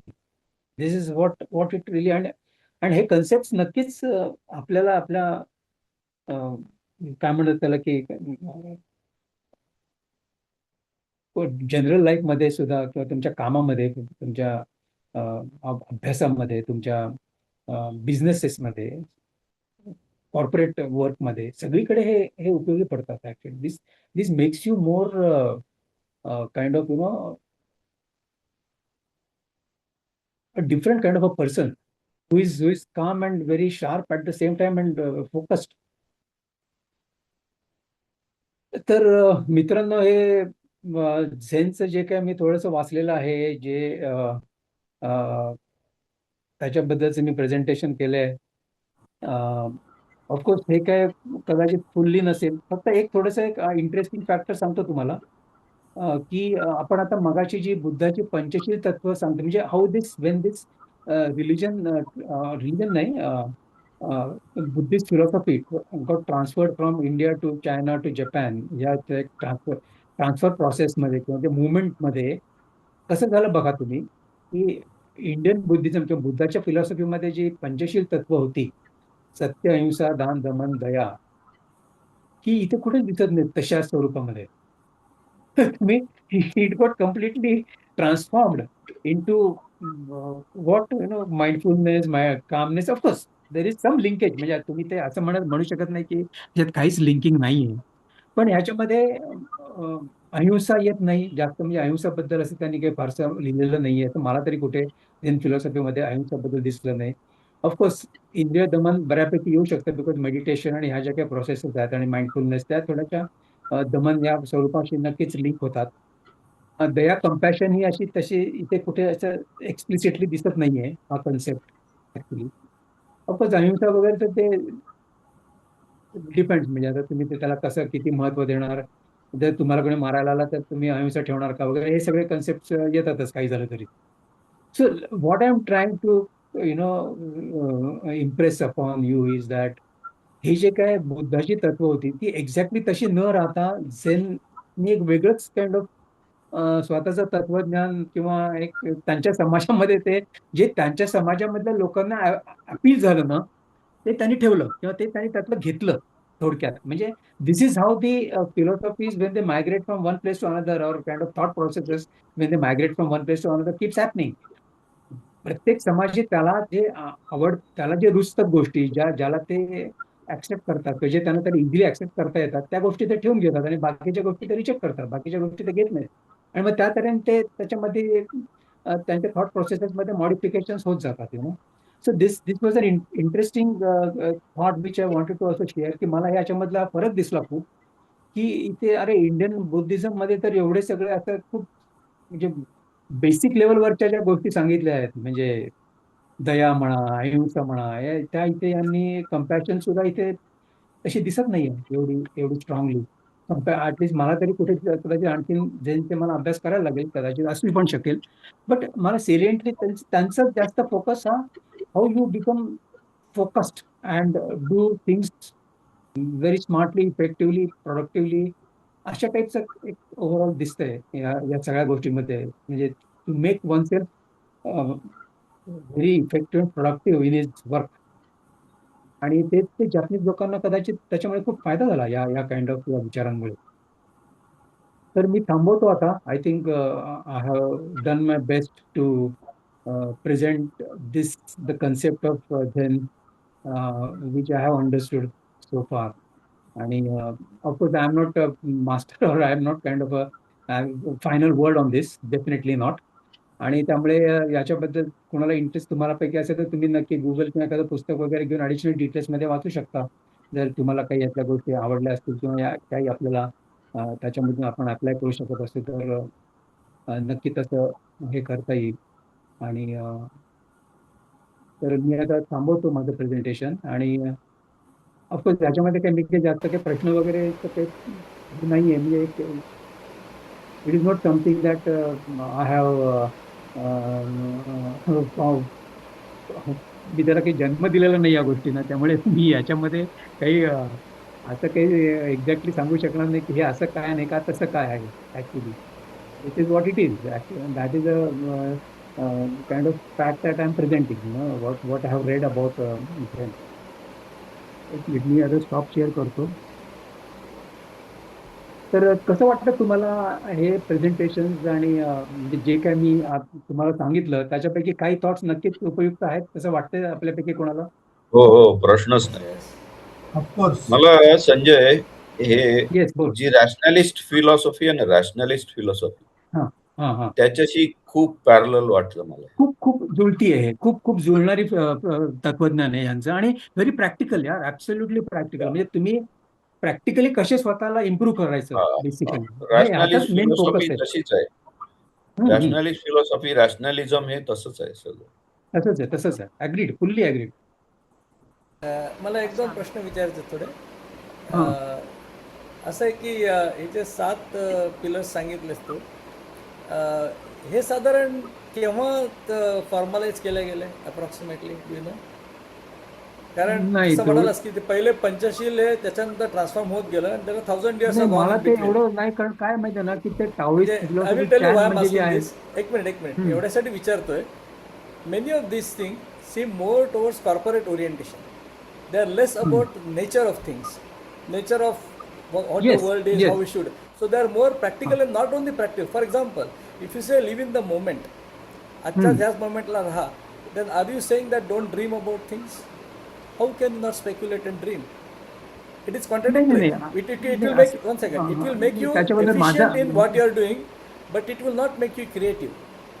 So there is a contradiction involved in that. Creativity त्याच्यात आहे ऍक्च्युली. या 7 याच्यात तरी दिसत नाही असं म्हणतो. म्हणून विचारलं आलं केव्हा, फॉर्म्युलाइज केव्हा झालं? ड्रीम करू नका असं काही त्याच्यात नाहीये. See what it is, see present moment awareness हा जो काही त्यांचा कन्सेप्ट आहे ना, हा being focused in what you are doing at this moment. म्हणजे सी कसं आहे माहिती की if you dreaming, you dream at that moment. ऐक जरा एक मिनिट, माझा विचार मी सांगतो. मे be correct or may not be correct. Let us understand. See मला काय वाटतं की do one thing at a time, हेच फक्त आहे याच्यामध्ये. Doesn't mean that you do not do something, असं नाही आहे. Whatever you are doing you only do that and focus on that. हाच जो काही त्यांचा कन्सेप्ट आहे, माइंडफुलनेस आणि present moment awareness. Present moment awareness म्हणजे काय की मी आत्ताच्या करतो, suppose I am dreaming right now, I am focus on my dream. Focus, it is not negating that process. What it is trying to tell you की one moment I dream, one moment I do something else, one moment. हे जे काही wandering आहे माइंडचं, which effect your energy, mental energy, ती कमी करा. कदाचित म्हणजे that is what the Yeah, that's focus correct. Looks to be. See मी पण ह्याच्यामध्ये नवखा आहे म्हणजे it is not that Yeah, I of am course. Master, पण मला एवढा वेळ पण नाही याच्यामध्ये. पण why I presented this was, मला यातले कन्सेप्ट हे आवडले काही काही, आणि आणि थोडंसं मी वाचलेलं पण आहे म्हणजे ऍक्च्युली याच्याबद्दल माइंडफुलनेस ट्रेनिंग आणि या सगळ्या गोष्टींबद्दल, कारण ते तुम्हाला एक चांगलं एक हे करतं म्हणजे फोकस्ड वे ऑफ लाईफ करायला मदत करतं. एवढंच आहे ते म्हणजे. आणि जेवढं मला आवडलं म्हणा किंवा जे कन्सेप्ट मला आय फेल्ट वर्थ प्रेझेंटिंग ते मी केलं. कदाचित आणखी पण थोडे असू शकतील, पण जनरली 7 हे जे काय ते जनरली ते म्हणतात म्हणजे इव्हन गुगल ऑल्सो 7 पिलर्स असं एक दिसलं मला त्याच्यामध्ये, कळलं मी सर्च मारला तेव्हा. तर पण इम्परमनन्स ऑफ लाईफ पण खूप इम्पॉर्टंट आहे म्हणजे दॅट आस्पेक्ट ऑफ लाईफ, आणि from that to derive to enjoy every moment हे पण येतं ना सायमल्टेनियसली. म्हणजे आपण आत्ताचं presentation, let's enjoy this presentation actually, म्हणजे whatever we are doing at this moment, focus on that and be fully present there. Simultaneously वेगवेगळ्या गोष्टींच्या मनामध्ये शिरकाव फिरू देणं, आणि त्यामुळे होतं काय, आपलं अटेन्शन कमी होतं, आपण कमी पण घेऊ शकतो दुसऱ्याकडनं. See when I listen to somebody, I listen with full concentration. दुसरा काही विचार मनामध्ये न आणता आय लिसन. म्हणजे ही जी काही प्रक्रिया आहे, ही प्रक्रिया तुम्हाला सगळ्या गोष्टींमध्ये मदत करते. म्हणजे लाईफ मधल्या N number of things it help you. आणि ज्यांचं मी म्हटलं तसं, इव्हन संजय म्हणाला, संजय रणदेव, की हे रॅशनलिस्टिक वे ऑफ लाईफ आहे ऍक्च्युली जापनीज लोकांचा. आणि मी म्हटलं सर ते निरीश्वरवादी is the philosophy, but it is not having any god or anything, जी म्हणजे गॉडनी मदत करावी. बेसिकली जे आपल्या फिलॉसॉफीमध्ये किंवा आपल्या सामान्य लोकांमध्ये जो एक कन्सेप्ट आहे की मला ऑफकोर्स तो चुकीचा आहे, बरोबर आहे, याच्यावर मी भाष्य करत नाही अजिबात, तो बरोबर पण असू शकेल. इट इज प्रत्येकाचा लाईफ एक्सपिरियन्स वेगळा असतो, त्यामुळे we cannot negate certain things about philosophy. पण difference in philosophy we can appreciate, that is for sure. म्हणजे हे निरीश्वरवादी तत्वज्ञान आहे आणि कम्प्लिटली रॅशनलिस्टिक बिहेवियर इथे अप्रिशिएट केलेली आहे. म्हणजे थोडक्यात काय की प्रत्येकाने जेवढं त्याला एफिशियंट होता येईल तेवढं व्हावं, जेवढं प्रोडक्टिव्ह होता येईल तेवढं. त्याच्यासाठी काय काय करणं गरजेचं आहे, few steps. This is what मला असं वाटतं. म्हणजे actually anybody can have different opinion, let's share it, no problem. आणि दुसरं एक मला म्हणायचं असं की याच्यामध्ये त्यांनी जे मेडिटेशन म्हटलंय, ते जे मेडिटेशन आपल्याकडे मानलं जातं आपल्या इथे सध्या, येस येस. ते दिसतं बाहेर की सगळे सांगतात मेडिटेट करा मेडिटेट करा, आणि मग मेडिटेट करताना ते काहीतरी तुम्ही हातात घेऊन बसा माळतरी, किंवा एखाद्या गोष्टीवरती फोकस करा म्हणजे काहीतरी एक श्लोक घेऊन बसा. तर तसं नाहीये. हे मेडिटेशन तसं म्हणजे नाही, हे काय, त्यांचं थोडंसं वेगळं आहे, बी वेगळं. To yourself. हा, म्हणजे तुम्हाला ड्रीम करायचंय सपोज, तर ते त्यावेळेला तू जसं म्हणालास तसं. किंवा दुसरी गोष्ट, हो आता हो. मी लिहितो ना, तर ते लिहिण्याची प्रोसेस आहे. सपोज आता नाटक लिहितोय, तर नाटक लिहिण्याची जी प्रोसेस आहे ती प्रत्यक्षातली ऍक्ट आहे. पण त्याच्या बरोबर. आधी जेव्हा त्याच्यावर विचार चालू असतो, तो त्या मेडिटेशन मधला विचार असतो. येस येस ते येस. बसता तुम्ही, ते बसता आणि तुमच्या मनामध्ये त्याची थीम डेव्हलप होते. मग त्याच्यातनं स्टोरी तयार होते. मग त्याच्याशी लिंक कॅरेक्टर्स येतात. कॅरेक्टर्सची लिंक्स त्यांचे डायलॉग्स येतात. आणि मग प्रत्यक्षात लिहायची सुरुवात होते. सुरुवात आणि होते. हे येस, सगळी करेक्ट. जी प्रोसेस आहे, ही प्रोसेस तुम्ही लिहित नाही. ती प्रोसेस ती तुझ्या प्रोसेस माइंडमध्ये होत असते. राहते ब्रेन मध्ये. आणि ती ती मेडिटेशन आहे. म्हणजे त्यांना जे मेडिटेशन म्हणायचंय, मगाशी त्यांचं श्यामने जे त्यांचं विचारलं मेडिटेशन नक्कीच की वेगळं आहे. क्रिएटिव्हिटी कशी येणार, तर क्रिएटिव्हिटी ही त्यात आहे, अंतर्भूत आहे, असं मला वाटतं या दृष्टीने. ते नक्कीच त्यांच्या मेडिटेशन मध्ये यू कॅन जसं आपल्या मेडिटेट इथे and same time you can be creative also. Creative. आणि आपल्याकडे जास्त मेडिटेशन मध्ये मंत्र मेडिटेशन जास्त पॉप्युलर आहे इंडियामध्ये. म्हणजे कुठला एक्झॅक्टली, तरी मी मंत्र तेच किंवा म्हणत कुठला होतो तरी जप मगाशी. करणे किंवा ते, मेडिटेशनचा ऑफकोर्स आपल्याकडचा अर्थ हा वेगळा आहे त्याचेही काही आणि बेनिफिट्स आहेत, त्यांचा आणि वेगळा त्याचे आहे. Different way. But let us exact. Understand की यांच्या मेडिटेशन मध्ये तसं काही नाहीये. आणि इट इज जस्ट सिम्पली तुम्ही तुमचे थॉट्स जे काय आहेत ते त्याच्याबद्दल अटॅच न राहता, just let the mind be as clean or as thought free. Basically thought free mind according to them is the fertile ground. म्हणजे त्याच्यामध्ये again new things can germinate, असं एक ते त्यांचा एक्झॅक्ट. विचार आहे ऍक्च्युली. संजय, ऐकायला येतंय का? बोल बोल. हो बोल ना, बोल. मी आता उशिरा जॉईन झालो. मी अजून एक डिप्लोमाचा कोर्स करतोय, त्याच्यामुळे अरे आता मी खूप आर्किटेक्चरचा, शेवटी हा आहे. बघितलं मी याच्यावर. हा, तर ते माझं काय होतं, जपानला सुद्धा मी बऱ्याच वेळा जाऊन आलोय, पण जपानचं काय आहे, जपानीज लोक भयंकर कन्फ्युजिंग आहे. म्हणजे आता तू सांगितलं झेन फिलॉसॉफी एका साईडला आणखीन दुसऱ्या महायुद्धाच्या आधी त्यांनी चीनच्या लोकांच्या वरती एवढे भयंकर Yes, अत्याचार yes. केले ते म्हणजे जगात असं कोणीही केलेलं नाही. ते क्रूर म्हणजे इतके भयानक क्रूर आहेत की ते एक वेगळं आणखीन हे एक वेगळं. ते नाही, ह्याचं आता असं ही जी त्यांची कॉन्ट्रडिक्टरी बिहेवियर आहे ती ऍक्च्युली हा, जपानमध्ये, म्हणजे हे हा, हा. झेन फिलॉसॉफीच्या completely probably against they have actually behaved with respect ते टू ते चायना. का असं झालं हे मला असं कन्फ्युजिंग आहे मला. नाही, पण आता हे ते रिसर्च त्याच्यासाठी जपानमध्ये जाऊन काहीतरी वेगळं कोणाला शोधायला लागेल. त्याचं कारण मलाही काही नाही, माहित नाही. आता चायना कशाला? मगाशी शाननं विचारला होता प्रश्न की असं केव्हापासून सुरू झालं. आता झेनचं मी थोडा इतिहास सांगतो. तुझे आता सांगितलंस ते 3ऱ्या का 4थ्या शतकात आणि त्याचे सगळे लेखी हे आहेत. माझ्या पुस्तकांमध्ये पण त्याचा उल्लेख आहे की हे जे सगळे लोक गेले भारतातनं आणि जहाज इव्हन बायका पण गेल्या जपानमध्ये. आणखीन तिथे ते केव्हापासून सुरू झालं, आणखीन कसं सुरू झालं. आता हे जे जैनची फिलॉसॉफी सांगितली ते आपल्या संस्कृतच्या किंवा त्या ह्या आपल्या तत्वज्ञानामध्ये सगळं सांगितलं. शांत कसं राहायचं, काय करायचं हे सगळं सांगितलं. फक्त दुर्दैवानं काय झालं, त्याने जे सांगितलेलं आपण जे सांगितलेलं त्यांना ते त्याने आत्मसात केलं. आणखीन त्यांनी ते वाढवलं. जसं आपल्या ते कुंगफू वगैरे त्या भारतामध्ये साऊथ इंडियाला जन्मलं, आणखीन ते चायनामध्ये झालं, आपण भारतामध्ये गेलं संपलं. तसं हे तत्वज्ञान आता तुझं थोडंफार मी ऐकलं, आणखीन मी वाचलेलं पण आहे थोडंफार, पण तुझ्या एवढं नसेल. परंतु ते हे असं तिथे गेले. तर तिथे गेल्यानंतर इथला एक राजा होता, म्हातारा होता तो. आणखीन तिथे एवढं भव्य स्वागत झालं आणि त्याचं लेखी त्याचे हे आहेत. तर तिथे गेल्यानंतर त्यांनी हे खूप मोठं काम केलं जपानमध्ये. म्हणजे कोण राजा होता तो, काय नाव माहितीये? नाही, माझ्या पुस्तकामध्ये आहे, आता मला आठवत नाहीये. अच्छा अच्छा. आहे सगळं ते लिहिलेलं आहे सगळं ते. आणखीन दुसरी गोष्ट, जावा, सुमात्रा किंवा आता हे जे त्याच्यात 10 त्यांचे हे होते चीन जपान पर्यंत त्यांचे. आज आपण जसं विमान कशी बदलतो निरनिराळ्या एका ठिकाणून दुसऱ्या ठिकाण झालं, तशी ते विमान. मी श्रीलंका पण त्याच्यामध्ये होतो. आणखीन तिथून भारतातून जायचे. ताम्रलिप्ती नावाचं एक बंदर होतं आजच्या बंगाल आणि ओरिसाच्या मध्ये, आणि तिथून सगळे ते जायचे. आणि तिथे ताम्रलिप्ती, तामिळनाडूमध्ये महाबलीपुरम पण एक मला वाटतं प्लेस होतं की जिथून बरेच शिप्स वगैरे जायच्या तिकडे साऊथ ईस्ट एशियामध्ये. हो हो हो, महाबलीपुरम म्हणजे महाबलीपुरम आहे, परंतु ते आता बुडालं, संपूर्ण आता पाण्यामध्ये आहे. ते कुठलं, ते एक बंदर आहे. तर तिथे कावेरी नदीच्या तिथं जिथं समुद्राला मिळते त्याचंही खूप वर्णन आहे.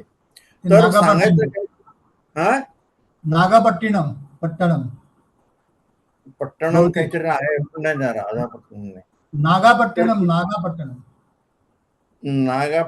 नाही, नागापट्टणम ते आता समुद्रात बुडालेले ते बंदर. तर ते हे जे आहे हे सगळे लोक तिथे गेले. आणखीन त्यांनी तिथे ती सुरुवात केली, आणि कशी केली, काय केली, सगळं त्याचं सुरुवात झालं. पण दुर्दैवानं भारतावर ते सगळे मुसलमानी 10व्या-11व्या शतकानंतर हे जे सगळे आले मुसलमान, त्या सगळं संपूर्ण झालं ते.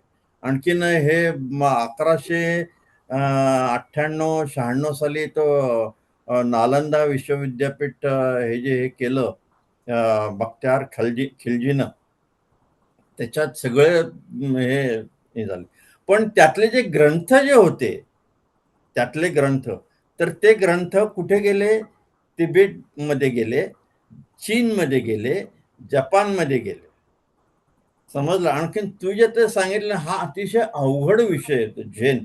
शांत राहणं म्हणजे आता आपल्या इथे भारतामध्ये कुठले देऊळ असेल तर देवळामध्ये तुम्ही शांतपणाने राहून कसं, हे जे तू आता मगाशी थोडंसं मी ऐकलं तुझं की शांत गडबड गोंधळ असला आणि त्याच्यामध्ये सुद्धा तुम्ही शांत राहायचं, आणखीन काम करायचं म्हणजे आता तुम्ही म्हणाल की मंत्र म्हणायचे. ते प्रत्येक संस्कृतीमध्ये, प्रत्येक समाजामध्ये असं ते थोडंसं म्हणजे मूळ जो विषय असतो त्याच्यापासून डायव्हर्स होतं. पण एवढं सगळं झेन हे आहे. मी इव्हन नॉर्थ कोरियाला गेलो होतो, साऊथ कोरियाला गेलो होतो, तिथे बौद्ध मठ बघितले मी. अरे काय शांत आणि सुंदर, इव्हन जपानमध्ये पण ऍक्च्युली बघितलेले. सगळे बुद्धिस्ट पण मोनॅस्टरीज असतात ना, त्या खूप सगळे शांतता खूप जास्त असते तिथे. इव्हन म्हणजे तिथे आता या आवाजच महिन्यात नसतो. इव्हन इव्हन तुम्ही धर्मशाळाला इंडियामध्ये जरी गेला तरी तिथे जी याची मॅक्लोइडगंज जे आहे ना ठिकाण, ज्याच्यावर तिथे तिबेटचे दलाई लामांची जी मोनॅस्ट्री आहे मॅक्लोइडगंजमध्ये, तिथे खूप गर्दी आहे. पण तिथे भूतानला मी गर्दी खूप आता आहे गेलो तर ऍक्च्युली अरे काय ऍक्च्युली. पण पर्टिक्युलर आता इव्हन तुम्ही जर लडाखला गेला तर तिथे काही ज्या त्या मोनॅस्ट्रीज आहेत ना त्या खूप पीसफुल आहेत. म्हणजे ऍक्च्युली दे हो आर हो व्हेरी पीसफुल. आणि स्वच्छता, अरे काय ग्रेट. आणखीन स्वच्छता आणि शांतता. मग ते आपला इव्हन तुला गंमत सांगतो, ती बॉर्डर आहे भूतान आणखीन भारताची. तर भारताच्या तिथे बंगालमध्ये एवढी कचरा, घाण, रस्ते फुटलेले वगैरे, जस्ट भिंत ओलांडली की ते चेंज होतं, ड्रास्टिकली चेंज होतं ते सगळं. हो हो, तर हा माझं अनुभव मला पण आहे. हा हा अनुभव मला पण आहे. जस्ट बॉर्डर क्रॉस केली की सगळ्या गोष्टी बदलतात. सगळ्या गोष्टी बदलतात. तर ते हे जे आहे हे कन्फ्युजन म्हणजे काय, एवढं झेन त्यांची फिलॉसॉफी, एवढं शांत राहा आणखीन हे ते सांगतात. आणखीन काय आलं ते त्यांनी चीनमध्ये त्यांनी चिनी लोकांच्या वरती अरे अत्याचार पण म्हणजे ऐक ना, म्हणजे नाही, मला काय नुसतं म्हणायचं की चीन हा नाही, असा त्यांनी साऊथ प्रॉब्लेम, हा कोरिया कन्सेप्ट असा. साऊथ कोरियावर एक काय मिनिट एक प्रचंड मिनिट. अत्याचार केलेत हो हो हो. मग चीनमध्ये. सगळीकडेच. पण मला हो. काय वाटतं माहितीये या बाबतीत, मला They असं did that वाटतं very की efficiently. काही पर्सेंटेज पीपल लोक असतात की जे आर्मी Correct. किंवा रुलर्स असतात आणि ते हे Correct. अत्याचार करतात, but not necessarily that represents the general masses. Whole society country. बरोबर आहे. Society in whole general. बरोबर आहे. पॉप्युलेशन इज नॉट क्रूर You are right. अट्रोशियस नाही, लाईक दॅट. दुसरा एक पॉइंट आहे मला काय म्हणायचं आहे की जसं आता आपण नितीन जपान बद्दल बोलला की they created atrocities in China basically in spite of having a Zen kind of a philosophy within the society. तुम्ही जर चीनचं बघितलं तर टाओइस्ट फिलॉसॉफी किंवा चीनमध्ये जे काही हिस्टॉरिकली फिलॉसॉफी जी इनग्रेन झाली होती त्यांच्या समाजामध्ये, तरी सुद्धा they turn to Maoism and they have a completely different kind of a mindset running right now. म्हणजे हे तुम्ही पण कसं हे करू शकता. म्हणजे नाही, चीन पण कॉम्प्लिटली परिस्थितीनुसार वेगळ्याच. माणूस बदलतो, परिस्थिती आणि गरज. आता मावाचं झालं ते आता मुसलमान एवढे लोक झाले भारतामध्ये, का झाले ख्रिश्चन, कारण जीवाची भीती असते, हे असतेच ना. त्याच्यामुळे ते सगळं त्याच्यामुळे एकात एक होत गेलं आणि की ते होतं. उगाच कोणी मुसलमान झाले का? कारण ते जीवाच्या भीतीनुसार झाले ते कन्वर्ट. तसंच मावाचं झालं. त्याला मावाला काही विरोध नाही झाला का? तर आज तैवानमध्ये अजूनही धगधगतंय. काय ते बरोबर आहे. नाही म्हणजे म्हणजे आपण प्रत्येक मला वाटतं की आपण या ठिकाणी बाबतीमध्ये असं हे असं कन्क्लुसिव्हिटी बदल करू हा शकत नाही की कुठल्या परिस्थितीनुसार होतो. फक्त जपनीज हे लोक कन्फ्युजिंग आहेत. म्हणजे विश्वास आता माझ्या घरी एक नाही. Are you Japanese trying to say की दे आर लेस ट्रस्टवर्दी, म्हणजे कन्फ्युजिंग आहेत, म्हणजे ते ट्रस्टवर्दी नाही आहेत असं तुला म्हणायचं आहे का? नाही नाही नाही नाही आहेत, ट्रस्टवर्दी आहेत, त्याचा प्रश्नच नाही. अरे त्याच्यापेक्षा आता तुला एक उदाहरण देतो मी कसं ट्रस्टवर्दी किंवा कसं. आता आम्ही बोटीवर जायचो त्यावेळेला इनॅक्युलेशन म्हणजे कॉलरा किंवा ह्याचे इंजेक्शन घ्यावे लागतात जगात कुठेही म्हणजे दर 6 महिन्याने घ्यावं लागतात कुठेही तुम्ही गेलं तर. जपानमध्ये जाणं आणखीन इतर ठिकाणी जाणं, ह्याच्यात कुठे गेल्यानंतर तिथे नर्स किंवा कोण असेल तर ते आपलं येतात जातात, कधी हा बसा तिथे. पण ते जपानमध्ये गेल्यानंतर ती जी मुलगी जी होती, अरे जसं काय तिला काय दुसरं काही कामच नाही, ती पळत पळत पळत यायची आणखीन हे करायची, इंजेक्शन द्यायची, हे काम झालं. म्हणजे तू जे म्हणालास ते झेनचा इफेक्ट जो आहे तो असा तो आहे तो त्यांच्या. सर्वसामान्य माणसांना तिथं हे होतं. आता आम्ही कुठल्या तरी एका पोर्टला गेलो होतो. म्हणजे मला सांगायला वाईट वाटतं बरं का, हे नेहमी काय खूप चांगला आनंदाने सांगतो असं नव्हे. सगळ्यांना घरी म्हणजे शिपवर जायची घाई होती, नाही असं नाही. पण मला काय प्रॉब्लेम नव्हता एवढा. पण त्यांना काय ड्युटीला जायचं होतं, काय होतं. तिथे सिग्नल होते आणि जापनीज लोक म्हणजे वाहनं जात नव्हती तरी पण जापनीज लोक तिथं लाईनीत उभी होती. पण आमचे भारतीय लोक होते, अरे चल रे, लाईन क्रॉस करून गेले. म्हणजे लाल सिग्नल तोडून तिथे लाल तो हा होता तरी पण आम्ही क्रॉस करून गेलो. आणि तिथे गेल्यानंतर परत तिथं हॉटेलमध्ये टाइमपास. मी त्यांना ओरडलो, अरे आपण तुम्ही तिथे जावाल तिथे तुम्ही त्याच्याप्रमाणे वागा ना.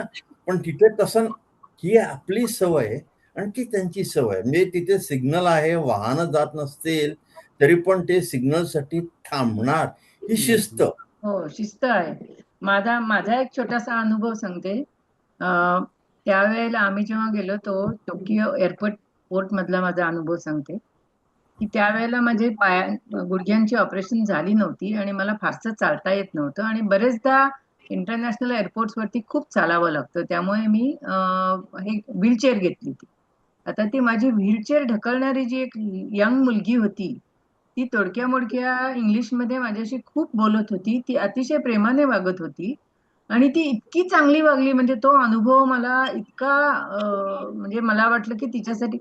बाय द वे, जपानमध्ये टिप देणं परवानगी नाहीये बरं का, त्यांना तो नाही, अपमान वाटतो. अपमान अपमान वाटतो. वाटतो त्यांना, आणि अपमान वाटतो. बऱ्याच ठिकाणी व्हीलचेअरवरती बसलेल्या लोकांना जे ढकलणारे असतात, घेऊन जाणारे असतात, त्यांची अपेक्षा त्या टिपची असते, त्यामुळे ते चांगले वागतात. पण इथे हो. तसं नव्हतं. इथे ते तसं टिप नाही. द्यायचीच उलट नव्हती, ती दुसरं पद्धतच तुला नाही. अजून पण एक तरी गंमत देखील ती सांगतो. इतकी चांगली वागली की हो, हो. आणि आणि दुसरं म्हणूनच आम्ही कन्फ्युजन आहे ना. आणि आम्ही म्हणूनच मी एवढं तिथे बघितलं किंवा हे झेनचं ऐकलं वगैरे आणि तेवढं सर्व चांगलं त्यांच्या संस्कृतीमध्ये, त्यांच्या कल्चरमध्ये आहे आणि तरी पण त्यांनी एवढं चीनमध्ये आणि कोरियामध्ये वर याच्यावर एवढं भयानक, म्हणजे भयानक. पण मी मग ते त्या आता थोडे काही पुस्तक काही मला रूलर्स ऍक्च्युली तसे होते आणि मग त्यांच्या मला काय आर्मीने ते वाटतं की केलं, असं झालं. काही वेळेला कुठलीही काय होतं ना, फिलॉसॉफी तिथले लोक फॉलो करत असतील, सिनेमा काढलाय तो. कुठलीही फिलॉसॉफी असली तिथले लोक फॉलो करत असतील तरी काही लोकच फॉलो करतात आणि जगात त्याच्यामुळे माहोल ते असाच ठेवतील असं काही आपण कन्क्लुजन काढूच शकत नाही. आपण या फिलॉसॉफीमधनं आपल्यासाठी काय करायचं ह्याच्याकडे आपण थोडं लक्ष देऊया का, असं जरा विचार करूया डेफिनेटली आपण. डेफिनेटली करा. ऍक्च्युली आणि तेच मला बोलायचं होतं की त्याच्यामध्ये ह्या तुम्हाला काय 2-3 त्याच्यात गोष्टी खूप वाटतंय. अप्रिशिएट करण्यासारख्या वाटल्या. कॉन्सन्ट्रेशनसाठी डेफिनेटली ही गोष्ट चांगली आहे, उपयोगाची आहे. To focus on one particular thing, one at a time, आणि येस त्याच्यामुळे तुमची प्रॉडक्टिव्हिटी, इफेक्टिव्हिटी नक्कीच ते वाढते. सगळं काय मान्य आहे, ते आणि सगळं काय दुसरं त्या मला एवढं ह्याच्याबरोबर की ही डिक्लटर माणसं करायची एवढी जी त्याची कन्फ्युजिंग का, असा माझा प्रश्न होता तो. म्हणजे हे डिक्लटर त्यांचं पण त्याचं आपल्याला अतिशय आवश्यक आहे. Not physical declutter, mental declutter सुद्धा फार ऍब्सोल्युटली ते जरुरी जास्त आहे ऍब्सोल्युटली आणि आवश्यक विच आहे. Is not so easy. Which is नाही, not not easy. So easy. Not आता इझी. आपल्याला ते फार जरुरी आहे आणि ह्या 2-4 गोष्टी आणि आपण आणि त्याच्यातनं आता नक्कीच कल्पना तू शिकण्यासारख्या आहेत. तू बोललीस ना, तर मला तोच मुद्दा मांडायचा आहे की we are almost 70 most of us okay. Exactly. आणि आपल्याला Not you. आता ह्या ज्या काही गोष्टींचा म्हणजे ऍक्च्युली सायकोलॉजिकली खूप जास्त उपयोग हो. आहे. म्हणजे हा. हे जे प्रिन्सिपल्स आपण मनात ठेवली आणि त्याप्रमाणे आपण थोडे थोडे तरी वागलो. आय एम नॉट सेइंग हो. 100% प्रत्येकाला शक्य होईल ॲट एव्हरी पॉईंट ऑफ हो. टाइम. पण जर तुम्ही त्या मार्ग महत्वाचा आहे. The way बरोबर. is important than the steps. You take small steps, no problem. But the मार्ग कुठल्या मार्गाने तुम्ही जाताय आयुष्यामध्ये ते फार महत्वाचं आहे. त्यामुळे ती आणि आता आपल्याला विचारसरणीमधनं थोडंसं आपल्याला काय घेता येईल हा. हे येस जास्ती येस महत्वाचं आहे. त्यामुळे स्ट्रेस आणि जर का कमी जी झाला आणि आपलं ब्लड प्रेशर जर का म्हणजे होणं जर का कमी झालं, तर नक्की वी शुड थिंक अबाउट त्याचा दॅट. सगळ्यांनाच ऍब्सोल्युटली सगळ्यांनाच फायदा होईल त्याचा. Absolutely. येस नाही येस. आणि काय माहितीये की मोर इम्पॉर्टंट ब्लड प्रेशर एक त्याच्या फिजिओलॉजिकल सिम्पटम्स वर तर इफेक्ट झाला, पण माइंड क्लॅरिटी किती महत्वाची आहे. महत्वाची आहे. बरोबर. Clear mind is so vital. आणि तुम्ही काय होतं ना की त्याच्यामुळे तुम्ही कुठलाही न्यू कन्सेप्ट डायजेस्ट करू शकता. तुम्ही थोडंसं तुमचं वाचन किंवा तुमचं कुठले इट्स लाईक इंटेलेक्च्युअल इन्व्हॉल्वमेंट तुमची खूप चांगल्या तऱ्हेने होते चांगल्या कुठल्याही तऱ्हेने होऊ गोष्टीमध्ये. शकते. जी अनावश्यक गोष्टीमध्ये अननेसेसरी आय इन्व्हॉल्वमेंट हॅव असते ती एक्सपिरियन्स कमी दॅट. करून म्हणजे आय टाकता एम येते आपल्याला. Experiencing it every day actually मी मोठं काही राईट. झेनचे असं हे करत नाही. पण I have read lot of thing about this mindfulness आणि हे ते ज्या इंडियन फिलॉसॉफी असतो. आणि काय होतं की एक मी म्हटलं तसं की फिलॉसॉफी हे बैठक आहे, जीवनाची बैठक आहे तुमची. त्या बैठकीवर फ्रेमवर्क म्हणा तुम्ही, चौकट. त्या चौकटीमध्ये काय होतं की sometimes when you experience certain things which are out of this चौकट completely bizarre I would say, त्यावेळेला Yes. तुम्ही जे काही कम्प्लिटली शेकन किंवा डिस्टर्ब किंवा असे जे होतं त्याच्यामधून तुम्हाला पटकन तुमच्या चौकटीमध्ये येण्यासाठी या येण्यासाठी गोष्टींची मदत खूप मिळते. आवश्यकता असते.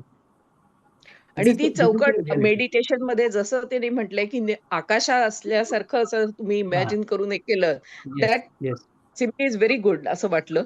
आणि त्याच्यामध्ये संजय रणदिवे म्हणाला इमॅजिनेशन साठी किंवा श्याम म्हणाला तसं आपल्या ड्रीम साठी, म्हणजे Absolutely. आणि you use that I fully for agree. Yes. Anything what ever you feel like. आणि अननेसेसरी विचार तर येतात जातात. आपण काय असं काही खरं मोठे आहे ते. खूप तुम्ही ते स्टॉप नाही त्याच्यामध्ये करू ध्यान शकत पूर्णपणे. हा समाधी लावून बसणं असं काही त्याच्यामध्ये इफेक्ट नसतो, असू शकत नाही म्हणजे. पण हा मेडिटेशनमुळे फरक पडतो की you learn to get concentrated in something और you try to focus on something. आणि इमॅजिन ऑल्सो त्याच्यामध्ये हे असू शकतं असं मला नाही, तू तर वाटतं. डॉक्टरच आहेस, त्यामुळे तू याच्याबद्दल तर नक्कीच ब्रेन फंक्शनिंगचा तुला तर अभ्यास झालेलाच असणार. So you know how the neural network work actually and what is important there.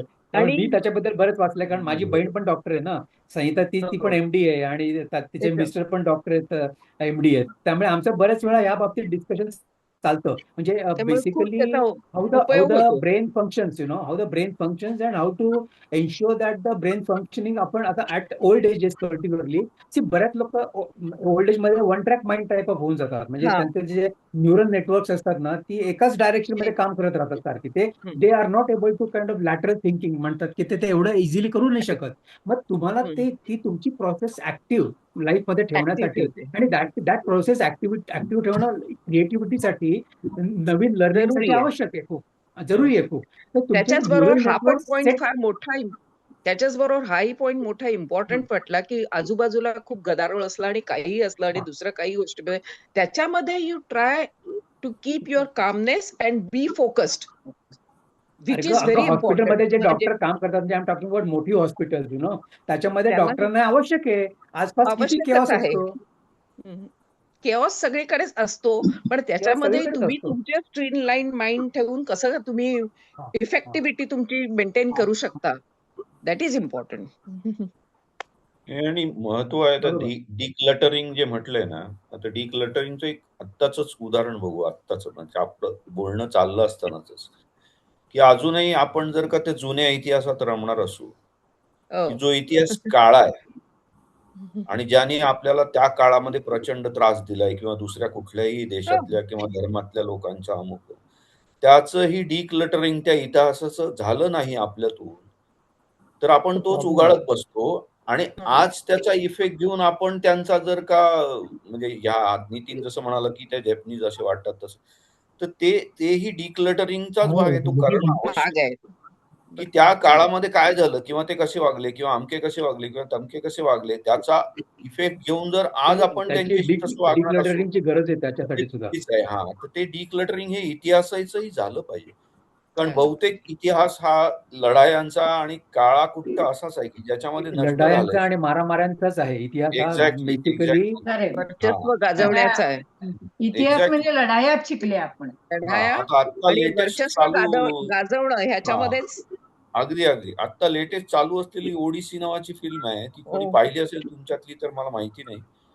पण त्याच्यामध्ये त्याचा जो शेवट घेतलाय त्यांनी, तो ऍक्च्युअली त्यांनी फारकत घेतले. म्हणजे ओरिजिनल ओडिसी जे काव्य आहे, महाकाव्य, त्याच्यापासून थोडीशी फारकत घेतली. त्याच्याबद्दल त्याच्यावर टीका पण झाली. पण त्यांनी जो शेवट दाखवलाय की त्याला उपरती होते आज, की मी का हे युद्ध लढलो आणि कशासाठी केलंय. तर ही उपरती जी आहे ही आवश्यक आहे आज. तो त्या डिक्लटरिंगचाच भाग आहे की नाही, हे चुकीचं आहे. मी कशासाठी तो घोडा बांधला आणि तो घोडा नेऊन त्या ट्रॉय जी स्टोरी आहे ती त्या ट्रॉय मध्ये नेऊन ठेवला, की ज्याच्यानंतर पुढचा एवढा संहार झाला की जो कित्येक काळ चालू राहिला आणि त्याच्यानंतर कित्येक फॅमिलीज गेल्या. आपल्याकडची सुद्धा महाकाव्य तेच सांगतात, रामायण असो महाभारत असो काय, की ती प्रचंड युद्ध जी झाली, त्या युद्धाचा उपयोग काय झाला तर काही नव्हता ऍक्च्युली. ते असं आहे ते की हा इतिहास हा काळाचा आहे. तो इतिहास विसरून डिक्लटरच करायला हवा. तर आपण आज वर्तमान आपला आणि भविष्य आपण चांगलं घडवू शकू. म्हणजे हा एक त्या घडवू फिल्म शकू.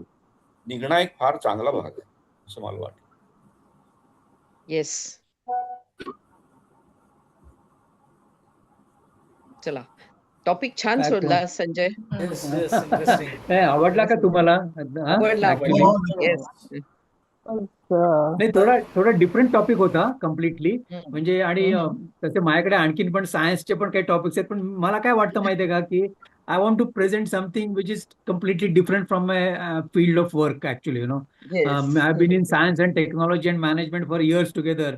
Late me present something on different topics. त्यामुळे मी आता कविता, केशवसुतांची कविता टॉपिक कशासाठी निवडला मी the first presentation. It was a हो totally out of this world topic, but life experiences should be varied. एकाच टाईपचे एक्सपिरियन्सेस घेत घेत आपण काय होतं की मोनोटोनस होऊन जातं life. The life should be, म्हणजे त्याच्यात सप्त कलर्स पाहिजेत, 7 कलर्स पाहिजेत हो सगळे. Spectrum. Spectrum spectrum. Spectrum. Correct. Good good good. Most appropriate Sanjay नाव दिलेलं आहे. संजय आता बोल, आपल्याला कॉटवर बसून छान झाला डिक्लेटर व्हायला presentation. पाहिजे. हा? कॉटवर झोपून आता डिक्लेटर व्हायला पाहिजे. Declutter व्हा.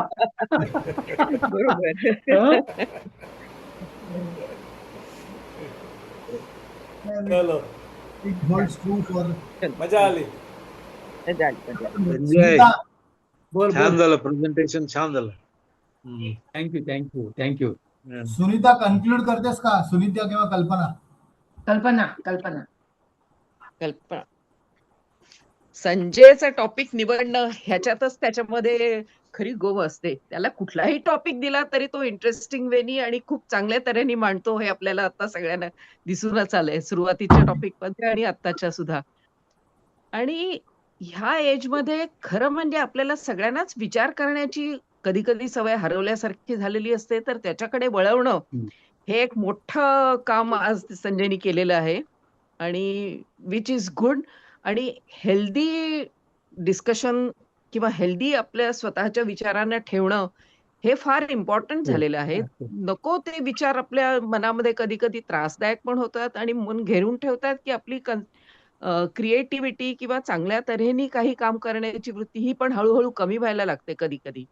तर ते आपण कसं मेंटेन करून ठेवावं हे पुन्हा एकदा जाणवलं. आणि it was very good presentation Sanjay. बरेच तू काय काय जपानीज मधली नावं सांगितलीस ती काही लक्षात नाहीये, पण त्याच्यातला थोडा थोडा मतितार्थ कळण्याचा प्रयत्न करून घेतलाय आम्ही. आणि लेट अस सी, हो we all should try to follow this, कारण हे प्रॅक्टिकल अप्रोच आहे. ह्याच्यामध्ये ईश्वरवाद किंवा निरीश्वरवाद हा काही त्याच्यामध्ये फारसा प्रश्न येत नाही. ते जे विचार आहेत ते सगळ्यांनाच आपल्याला आत्मसात करून घेण्यासारखे आहेत असं वाटतंय. आणि thank you for such a topic. Sanju सारखंच ग्रेट. संजू बोल तू बोल, ते कोण इकिगाई बोलतोय? वाचलंयस का त्याचं? शकून बोलते. हा बोल ना, बोल. इकिगाई काय? वाचलंयस का तू? इकिगाई इचिगाई. बुक वाचलंयस ते का? इचिगाई मी थोडंसं वाचलंय, पण ते इचिगाई खूप मोठं कन्सेप्ट आहे. म्हणजे ऍक्च्युली त्याचा तो जपानमध्ये त्याचा जो काही तो विचार आहे ना, तो पण खूप डीप आहे ऍक्च्युली. म्हणजे लाईफ पर्पजचा जास्त त्याच्याशी संबंधित आहे. म्हणजे आपला जीवनाचा पर्पज आणि तो कसा त्याबाबत काम करत राहावं. मी एवढं काय माहितीये की आता बघीन एकदा त्याच्याबद्दल पण एकदा थोडंसं जास्त वाचल्याशिवाय मी काही बोलू शकत नाही. पण मी झेनवर थोडंसं जास्त वाचलं होतं. पण इचिगाईच्या बरीच पुस्तकं पण आहेत मोठी मोठी, म्हणजे अवेलेबल आहेत की ज्याच्यामध्ये की तुम्ही म्हणजे तुमचा लाईफचा पर्पज स्वतः डिफाईन करा आणि मग त्याप्रमाणे काम करत जा, किंवा त्याप्रमाणे how to proceed in that. आणि तो पर्पज ऍक्च्युली कसा डिफाईन करणं हे एक महत्वाची प्रोसेस आहे. ते जरा मी अजून एवढं डीप वाचलं नाही. मला एवढंच माहिती आहे की इकिगाई मीन्स दॅट की तुम्ही तुमचा लाईफचा पर्पज आधी डिफाईन करा आणि ते डिफाईन करण्याची प्रोसेस आहे, आणि मग how to go about achieving that purpose. एक दीड छान दीड झालं, खूप छान. वर्षापूर्वी आपण एक जे गेट टुगेदर केलं होतं नेरळला, त्यावेळेला प्रत्येक जण काहीतरी थोडं 15-20 मिनिटं बोललं होतं आणि संजय म्हणाला तर मी सगळ्यात शेवटी बोलणार आहे. आणि त्यांनी काही असे विचार मांडले होते आणि विचारांना चालना देणारे त्याचे विचार होते, आपल्या विचारांना सगळ्यांना. तसंच आजही वाटलं. आणि ते जे त्यावेळेला जे संजय जे बोलला होता, त्यामुळे ऍक्च्युली आपण एक हा स्पेक्ट्रम ग्रुप वेगळा निर्माण करून ह्या गोष्टी एकमेकांशी शेअर करायला लागूया, ही कल्पना त्यावेळेला सगळ्यांना बरोबर. म्हणजे आवडली होती आणि सुरुवात झाली स्पेक्ट्रमची. तर आजही संजयचं हे असंच आपल्या सगळ्यांच्या विचारांना चालना देणारं असं हे प्रेझेंटेशन झालं. आणि खूप खूप करण्यासारखं आहे या गोष्टी ज्या आज ऐकल्या आपण. Very nice. Before we conclude एक अपील करतो की आपला हा आजचा 21वा प्रोग्राम होता आणि त्याच्यामध्ये काही म्हणजे संजयनी 2दा केलं, सुनीतानी 2दा केलं, अविनाश सोमणनी 2दा केलं होतं. पण अजूनही असे बरेच लोक आहेत की जे करू शकतात. श्यामनी पण दोनदा श्यामनी केलंय. पण. श्यामनी पण. तर ते त्यांनी काहीतरी मनावर घ्यावं आणि प्रेझेंटेशन दीपक करावं. दीपकला काहीतरी बोलायचं आहे. दीपक. कल्पना आबाडे, दीपक वेदक किंवा अजून मला बरेच दिसतात तसे की ज्यांनी केलेलं नाही अजूनपर्यंत. विनय. दीपक काहीतरी बोलतोय. दीपकला बोलायचंय दीपक बोल. दीपक तू म्यूट असेल. नाही, म्यूट नाहीये. बोल Deepak. Hello, can you hear? हाँ बोल. Sanjay, I have one quick question. Okay. बोल. Hello. How would you differentiate between hello? हाँ How would you differentiate between hello? हाँ How would you differentiate between how would you differentiate between meditation? Hello? हाँ meditation पुढे बोल. How would you differentiate between meditation and samadhi? Samadhi. Meditation has certain stages. Can we consider meditation as subset of samadhi? तू फिलॉसॉफीचा खूप काही अभ्यास केला असेल. नाही अरे मी काय मोठा अभ्यासक नाही या गोष्टींचा रे. म्हणजे माझ्या नॉलेज प्रमाणे किंवा जे काही मला वाटतंय त्याच्याशी meditation is a starting process for samadhi is the ultimate state of consciousness in which you are completely divide of thoughts and kind of merging with the universal consciousness, म्हणजे ज्याला आपण परमात्मा म्हणतो आपल्या याच्याप्रमाणे सिस्टीम प्रमाणे, इंडियन सिस्टीम ऑफ फिलॉसॉफी. परमात्मा किंवा परब्रह्म याच्याशी जेव्हा तुम्ही एकरूप होऊन जाता, दॅट इज समाधी. म्हणजे samadhi is that state of consciousness in which you are merged with the universal consciousness. That is. आणि मेडिटेशन हे तसं नाहीये. मेडिटेशन म्हणजे एक starting kind of initial steps आहेत probably to reach the samadhi level, असं मला वाटतं. मेडिटेशनच्या प्रोसेस मेडिटेशनमध्ये आपण स्वतः प्रयत्न करतो. मेडिटेशनमध्ये आपण स्वतः प्रयत्न करतो की आपण विचार शून्यता अचीव करावी. ती विचार शून्यता जेव्हा होते तेव्हा ती समाधी असते. आणि विचार आपल्यात येतात जातात ह्याच्याकडे आपण साक्षीभावाने बघत राहणं, दॅट इज मेडिटेशन, असं माझं. नाही, याच्या पुढची एक गोष्ट म्हणजे समाधी म्हणजे तुम्ही स्वतूनच बाहेर पडणं बेसिक. म्हणजे तुम्ही स्वला सोडणं. तुम्ही स्वतः ऍक्च्युली मर्ज होता, स्वतःला सोडून युनिव्हर्सल कॉन्शियसनेस मध्ये मर्ज होता. ती दॅट इज समाधी. की तुम्ही स्वतःच्या तुमच्यात आणि युनिव्हर्सल कॉन्शियसनेस मध्ये काही फरक राहत नाही. तुम्ही आणि युनिव्हर्सल कॉन्शियसनेस एकच होऊन जाता ऍक्च्युली. एक्झॅक्टली, ती समाधी. थोडक्यात म्हणजे मी काय त्यातला फार एवढा अभ्यास केला नाही योगाचा, योग तत्वांचा, पण असं वाटतं मला, मी काय जे वाचलंय त्याप्रमाणे आय फील की this is how you can differentiate. म्हणजे ऍक्च्युली त्या स्टेजला जाण्यासाठी शेवटी मेडिटेशन पण सुरुवात करणार. हो, मेडिटेशन स्टार्टिंग पॉइंटच आहे काही झालं तरी, या समाधीपर्यंत जायचा. पण आता साधना म्हणू शकतो. साधना मिलिंदने जो विषय आधी सुरू केला होता की दुसरं कोण आणखी प्रेझेंट करू शकेल, तर म्हणजे कुणीतरी आता आपल्या जमलेल्या लोकांपैकी जर का कुणी सांगू शकलं की मी करतो किंवा मी करते तर चांगलं होईल.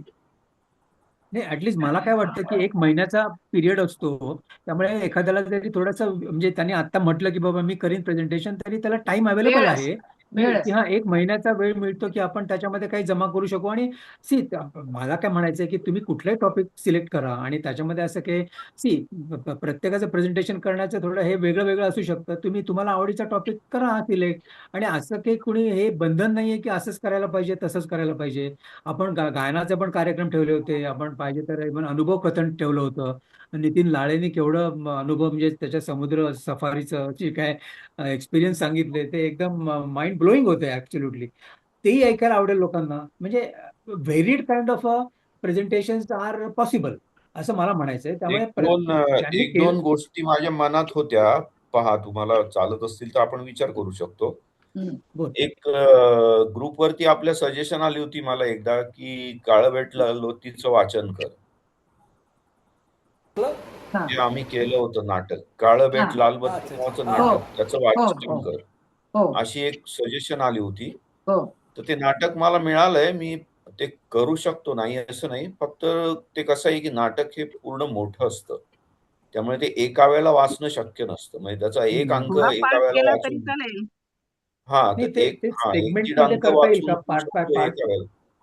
पण थोडा गंमत पाठ अशी आहे की केला तरी सुद्धा त्यानंतरची मीटिंग पुन्हा महिन्यानंतर असेल तेव्हा पुढचा पार्ट वाढतो, तर त्याची तो कंटिन्युटी मजा राहत नाही, मजा नाही मग, बरोबर. हा प्रॉब्लेम इट तो हॅज टू बी असतो. कंटिन्युअस. हा हा तसं त्या दृष्टीने काय अरेंज करता येईल तो विचार करा. माझी तयारी आहे वाचायची. दुसरं ओके. म्हणजे काही चांगल्या कथा असतात म्हणजे चांगल्या लेखकांच्या. अशा म्हणजे अनेक कथा आहेत वेगवेगळ्या. तर त्यातल्या 1-2 कथांचं चांगलं वाचन करू शकेन मी. गुड तसं गुड तुम्हाला गुड आयडिया, गुड जरूर आयडिया. जरूर चालेल चालेल ना. पण छान आहे. बरंचसं ते कसं चालेल.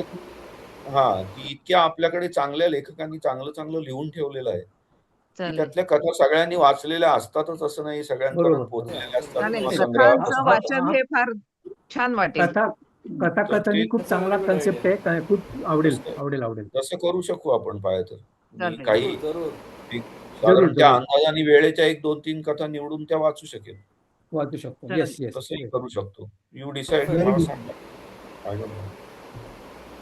चालेल. So are you volunteering for next time? I don't mind. या शुअर. I don't mind. बघ ओके. तुला ते I'll take care of it. कथाकथन Nice. इमिजिएटली करता येत असेल तर ते बघू शकतोस. कथाकथन you can start with that probably. Yeah. हो, हा, हो, हो. पुढल्या Then it will be चालेल. difficult. Yeah. ओके. चालेल, आम्ही चालेल. पुढल्या महिन्यात सप्टेंबर महिन्यामध्ये संजय रणदिवे प्रेझेंट करेल असं आपण चालेल. चालेल. येस. चालेल. टेंटेटिव्हली आपण हो. तसं ठरवूया आता आणि आत्ता हो, लेट अस हो. डिक्लेअर कन्फर्म करू. लेटर. चालेल. That's a good idea. Very good. Okay. Okay. Very good, very good. Okay. पण आणि आपण मला सगळ्यांना विनंती आहे, दीपक वेदक, कल्पना आभाडे. हा, कल्पना आभाडे, येस, आणि हा सचिन भोळे. विनय कोकणे, जरा जरा हसू नकोस. विचार करा. बोल. तुम्हाला आता 1 महिना तर पुढल्या महिन्यात संजय करणार आहे, म्हणजे तुम्हाला वेळ आहे, विचार करायला सुद्धा म्हणजे वेळ आहे. आणखीन 1 महिना अवेलेबल आहे. बरोबर. आणखी 1 2 महिने महिना, आहेत हा, म्हणजे. आणि तयारी 2 करायला. महिने. तर विचार करा. आणि दीपक वेदक, तू हेमंत. अमेरिकेमधले तुझे आलेले अनुभव तू जेव्हा तिथे होता ते सांगू शकशील. अनुभव कथन तर करू शकतोस ना, you can share that.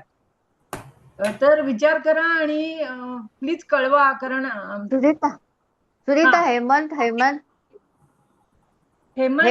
Hemant सध्या जरा थोडी त्याची तब्येत बरी नाही. बोलणार आहे ती तब्येतीच्या नंतर त्याच्याशी तब्येतीच्या नंतर बोलणार आहे. आज तो नाहीये ना, नंतर बोलेल ती त्याच्याशी. ओके. बर.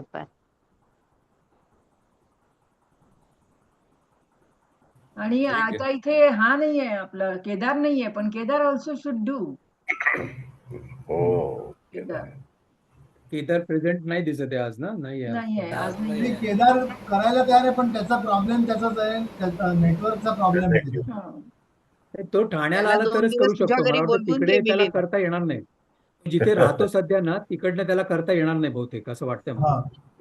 त्याला आता माझ्या घरी राहायला बोलवलं पाहिजे मला. आम्ही त्याला तेच राहायला म्हटलं, बोलव आणि घरी मग तुझ्या घरी प्रेझेंटेशन बोलवून करून घे 2-4 त्याच्याकडनं. दिवस, तेव्हा थांबेल तो तेव्हा करेल. त्याला आमंत्रण देतो मी आणि मग माझ्या इथून तो करेल. आणि स्पेसिफिकली बुधवार ठरव कुठला येतो. हो. चालेल. चलो फिर. ओके. मी चला. रेकॉर्ड थांबवते.